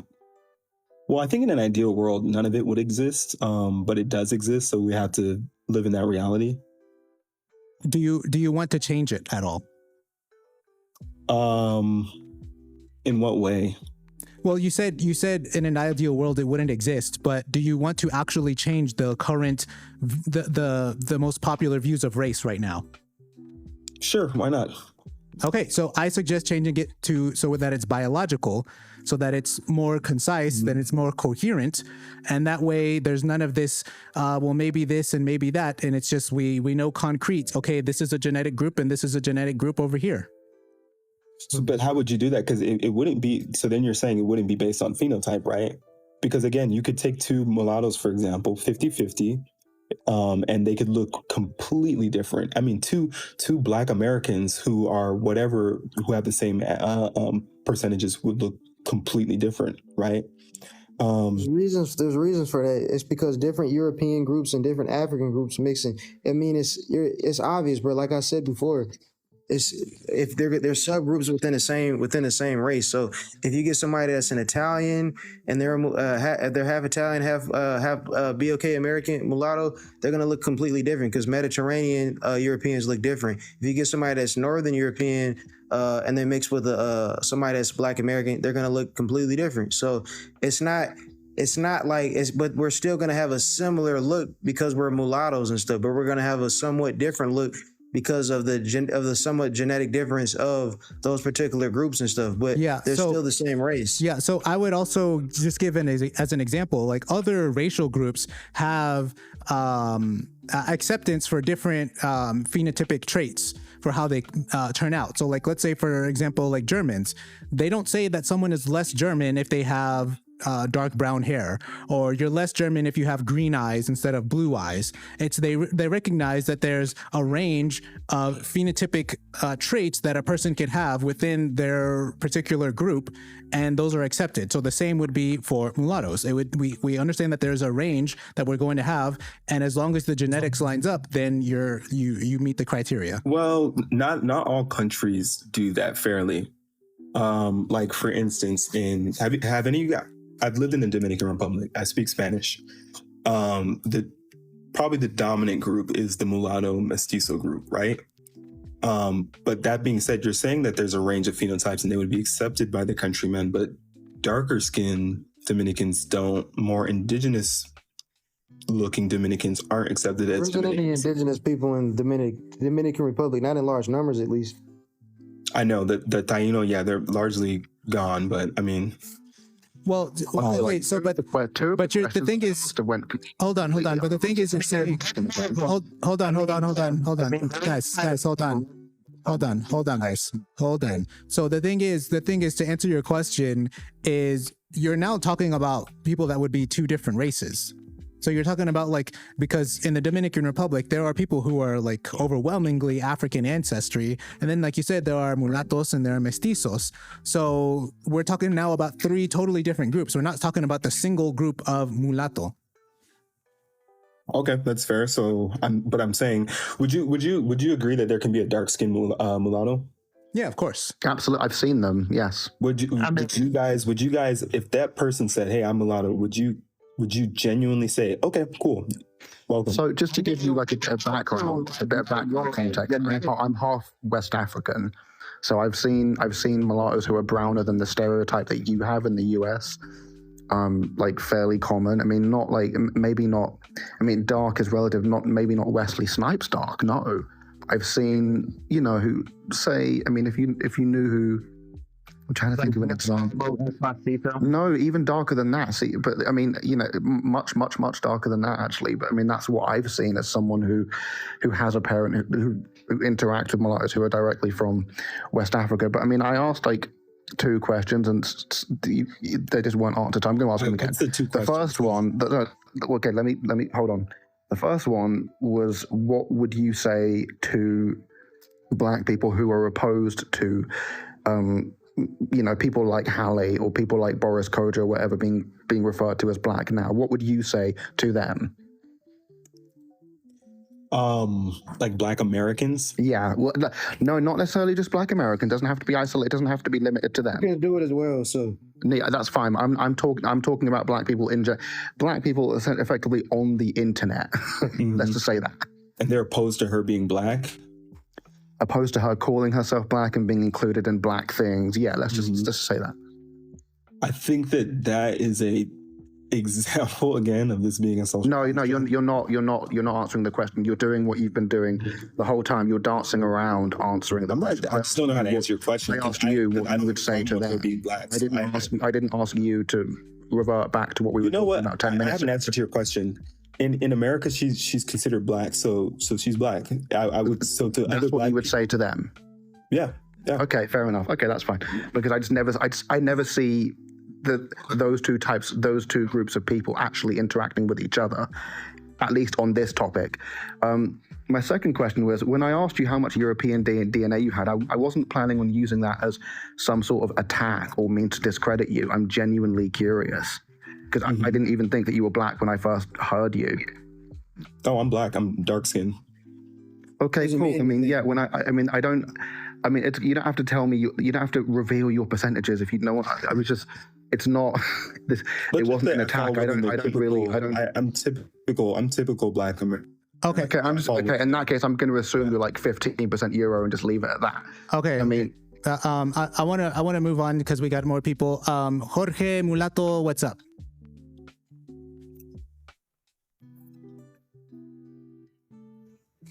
Hola, Jorge. Can't hear you. I can't hear you. Hold on. Greek yogurt. Would you Okay, go ahead. Can you hear me? Yeah. Can you guys hear me? Hello? Yeah, we can hear you. Yeah, we can hear you, Jorge. Go ahead. Okay. Greek yogurt. Would you consider somebody who's...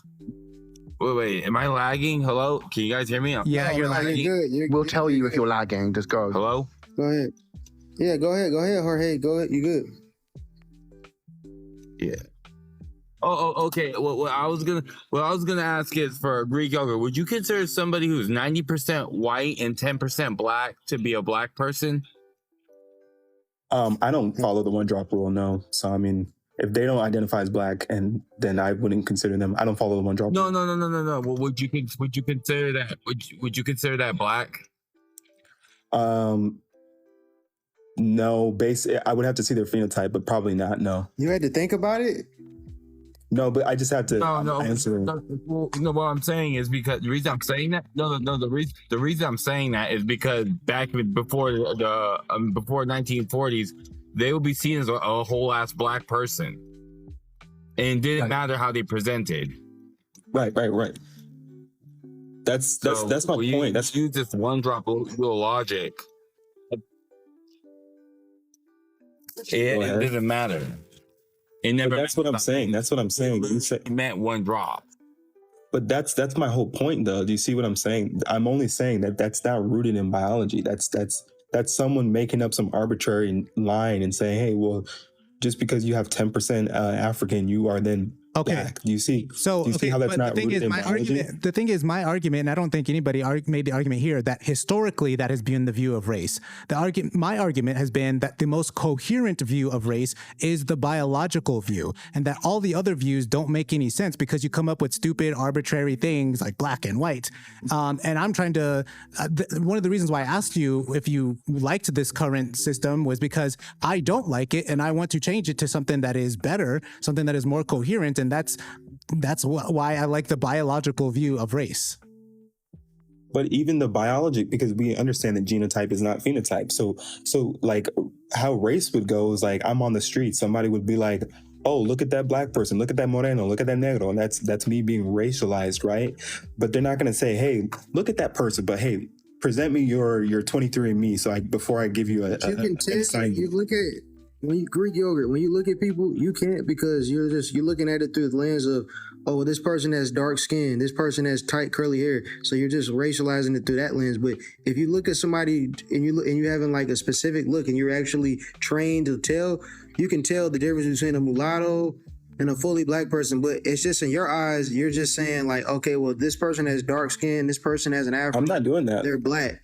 Also, I'm not doing that, because by the way, you can tell the difference between a mulatto. Tell the difference. Hold on. Could you tell the difference? Could you tell the difference between an African American and a Nigerian? Yes, you can. Yes, you can. Yeah. You can? So yes, we can. My mom is very dark skinned. You would not think my mom is African if you saw her. Okay. So I want to hold on. I want to address your point, Greek yogurt, about the walking down the street thing, because I can apply that same argument to species. I could say, just because for example, if you can't immediately identify this species of animal, and then I show you some species of animal, then that means that species isn't biological. It's a social construct. But that's not the case. You don't have to be able to just look at a biological organism and immediately know its species in order for species to actually be truly biological. Well, speciation is biological, because two independent species can't breed with each other. Lions and tigers can have fertile offspring, but yeah. Okay, but that's getting off topic. My point is that race is also biological, and almost any dirt that you throw on the on that idea, on the biological view of race, I can also throw that same dirt on species. But you're sort of agreeing that the current system of race, or at least the historical system, is flawed, right? Yeah. And you're saying that you'd like to change that. Hence, it, at least currently or historically, it wasn't biological, right? That labels are flawed, but not the fundamental idea that we are biologically distinct groups. That's what he's saying. So yeah, there was a core belief throughout history that there are different types of people, and that these types of people, it's usually linked to your genealogy, like who your parents were and all these things. There's immutable traits and characteristics that you inherit. Now, we didn't always have the correct view, the correct labels. We didn't always categorize people in a very coherent way, but there was still that fundamental belief that there are different types of humans. Wait, but I've never argued that there weren't. There are different types of humans. Mm-hmm. It's just called genetics, though. And that's biology. Yeah, genetics is biological. Race isn't. Yeah, but you just said that race is genetics. Genetics is biological, but race isn't biological. Okay, look, no. I'm going to say race is genetics. I'm going to say this because I think this is what's being lost in translation. If someone believes in like the biology of race, and hold on, if someone believes in the biology of race, that doesn't necessarily cancel out them also believing in the sociological aspect of it too. Like if I get sweet and sour chicken somewhere, it can be sweet and it can be sour. Like, I think that the social construct and the biological element do work differently. So the social construct is, okay, I recently immigrated to the US. I'm a half Nigerian biracial. So to many people from your ethnic background, I really do just look like a light-skinned black guy. So I could be socially perceived as a light-skinned black guy. But then if I have some sort of weird cancer scare or something, and I need a bone marrow transplant or an organ donor or stem cell transplant, that's going to be comparatively harder for me than it would be for say a monoracial white person from Sweden or a monoracial black person from Nigeria, because there are less people like me and I wouldn't be able to take any genetic material from them. So that's the thing. These are two different contexts that people think can't exist simultaneously. But you would actually have. Why would it be harder for you to get a bone? So the thing is, apparently, like for mixed race people, it's harder to find a bone marrow or stem cell or organ donor because your body just won't take it from someone who is, say, fully white or fully black. It's like I've given a really inarticulate and brief explanation, but you can Google this. It's absolutely a thing. It was even a thing when I went back to the UK the other day. There was like a massive advertisement on the TV to donate to Great Ormond Street if you're mixed race, because that would help mixed race babies who suffer illness or cancer or what have you. Okay, I want to let Kapikua jump in. What's on your mind? No, just want to come in here to give you guys love and support.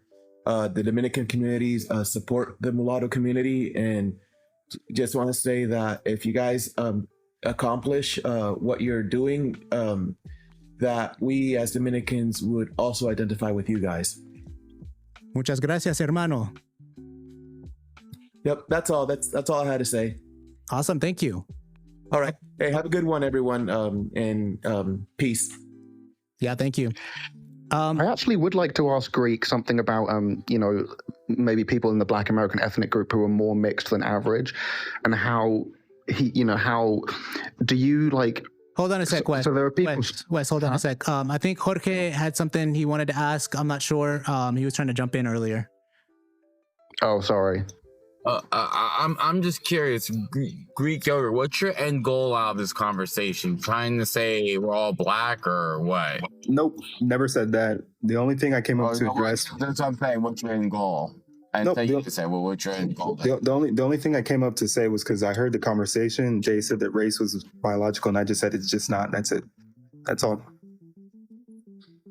I think race is a social construct. That's why terms like mulatto. I think that it can be both.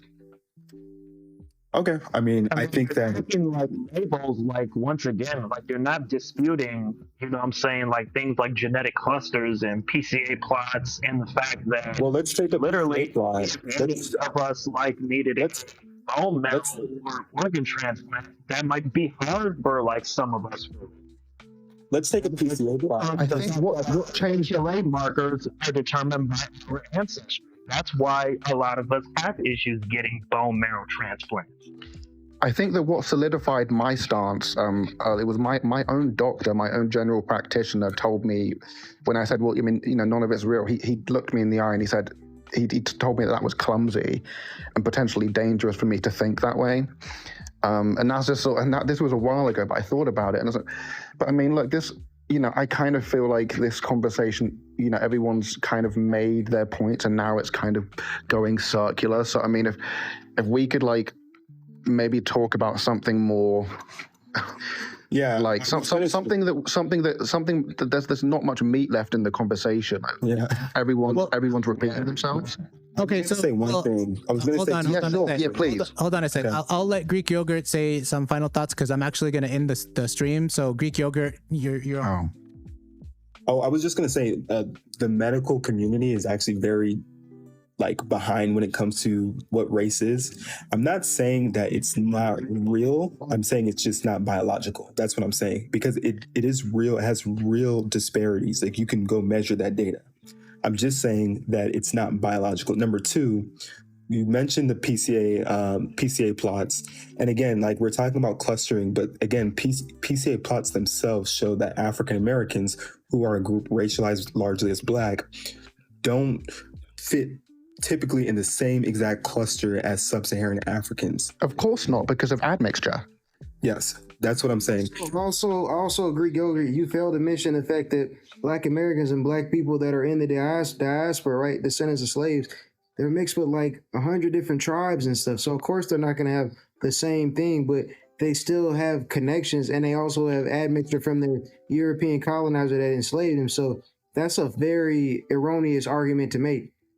And then also in the African American category, that doesn't really exclude people who we would actually consider to be mulatto. Like even people with white parents are classified under the African American category that you just mentioned.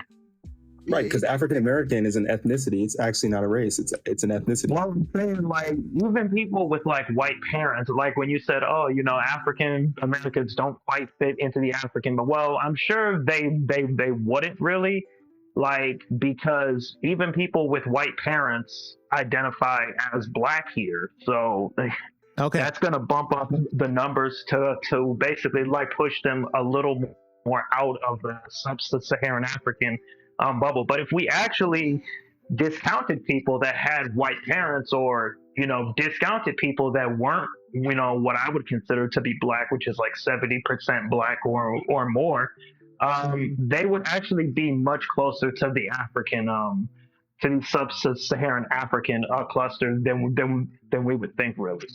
Okay, so Greek yogurt, I'll give you the last response, and then everybody else I'll go through with you too. No, I don't really have anything else to say. At least thanks for listening. If you don't agree, that's okay. I don't care. Okay, awesome, thanks. Okay, I mean, my closing statement is that race can be both biological and social. They don't cancel each other out. These things can be simultaneous truths. Is it as biological as, say a race scientist, like a white supremacist race scientist would say? No, because that's biological in a bad way. But I think that it's fine to acknowledge genetic reality. It's fine to acknowledge that genetics means biology, and it's fine. And no one's being harmed by this acknowledgement here. Yeah, I would also say we accept this this fact when it comes to biological schmecks. We recognize that there is a biological component, and then there's a social component. And we don't say, oh, well, schmecks isn't biological.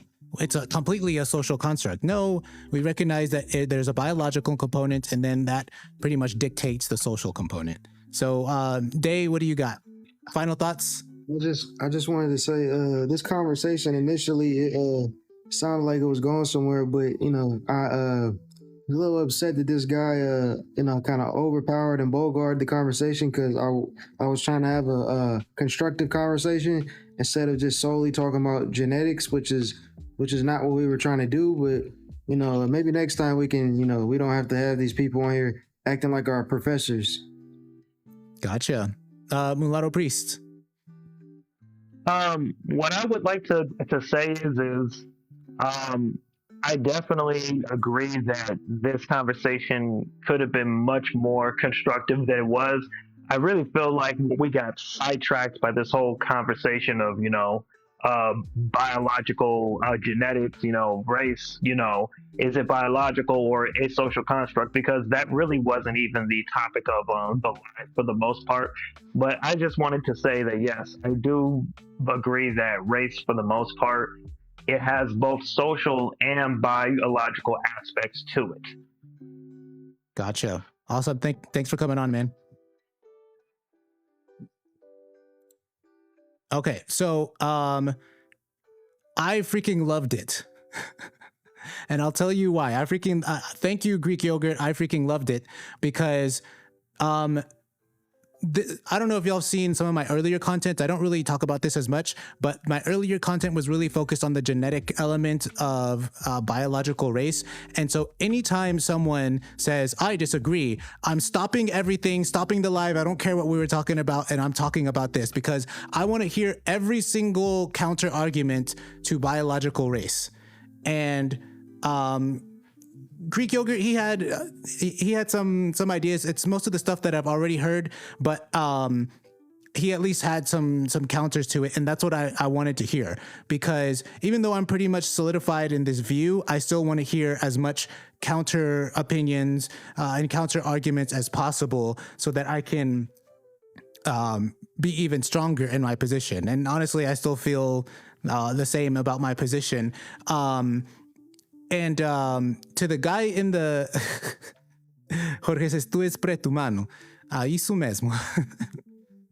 To the guy Pan African in the chat. So for those of you who are going to be watching the replay on YouTube, this guy Pan African 23, he's been I think he's a mixed guy, and he's doing like pro-BLK stuff, saying we're all African American. Look, you can be African American if you want to. I don't mind that. But the thing is, most of us here, we're not African American. We're African European Americans. Yeah. Okay, you kind of have to mention both. You can't just highlight a part of our ancestry and then ignore the other parts. And no, I'm not BLK, because that is an offensive word, sir. Did you know that BLK was created by YT colonizers to describe the slaves that they bought, they captured, that they beat and whipped? They called their slaves BLK. And you think it is okay to identify with a colonizer label? The people of Africa were not identifying that way. I hope you know that, sir. I hope you know that. I hope you know that it is highly offensive to identify with colonizer labels.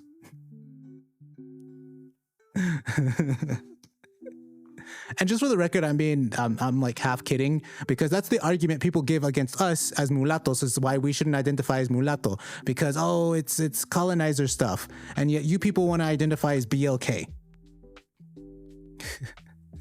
Yes, mulatto priest, a literal connotation for sin, crime, disease, and death. Yes, BLK is a term that is also used to describe death, disease, unethical acts, criminal acts, all these negative things. But it's a-okay for you to identify as BLK. You're basically just letting the people you hate, the YT European colonizers, define who you are. You're funny. He says we are family no matter what. Look, I don't mind recognizing certain ties to certain groups of people. But the thing is, what you're trying to do is say we're only family with the BLK side. No, we're family with both sides. Come on. And the European side. But okay. He's gonna keep doing his Rastafari, as long as you're a black man, you're an African type of stuff. Like, no, we're not doing that. All right, I'm going to end it there, people. Thank you, everybody that was here. Thank you, everybody that joined the panel. Mulata Angelo, thank you. Neo, thank you. Shout out to all my coloreds out there in South Africa. Mulatto Priest, thank you. Day, thank you for joining. Jorge, muchas gracias. Or would you prefer Portuguese? Muito obrigado. Maritza, thank you. I got to learn how to say thank you in Greek. Jordan, thank you for being here. Greek yogurt, thank you. Pan-African, I'm going to thank you. I don't agree with anything you're saying, but I'm going to thank you for being here. And thank you to everybody else. Eurasian Identity was here. Monoracial Asian Speaks was here. If I don't mention you, it's because I can't see you in the chat, but thank you, everybody. And I will catch you all next time. Next Friday night, 8 p.m. live TikTok.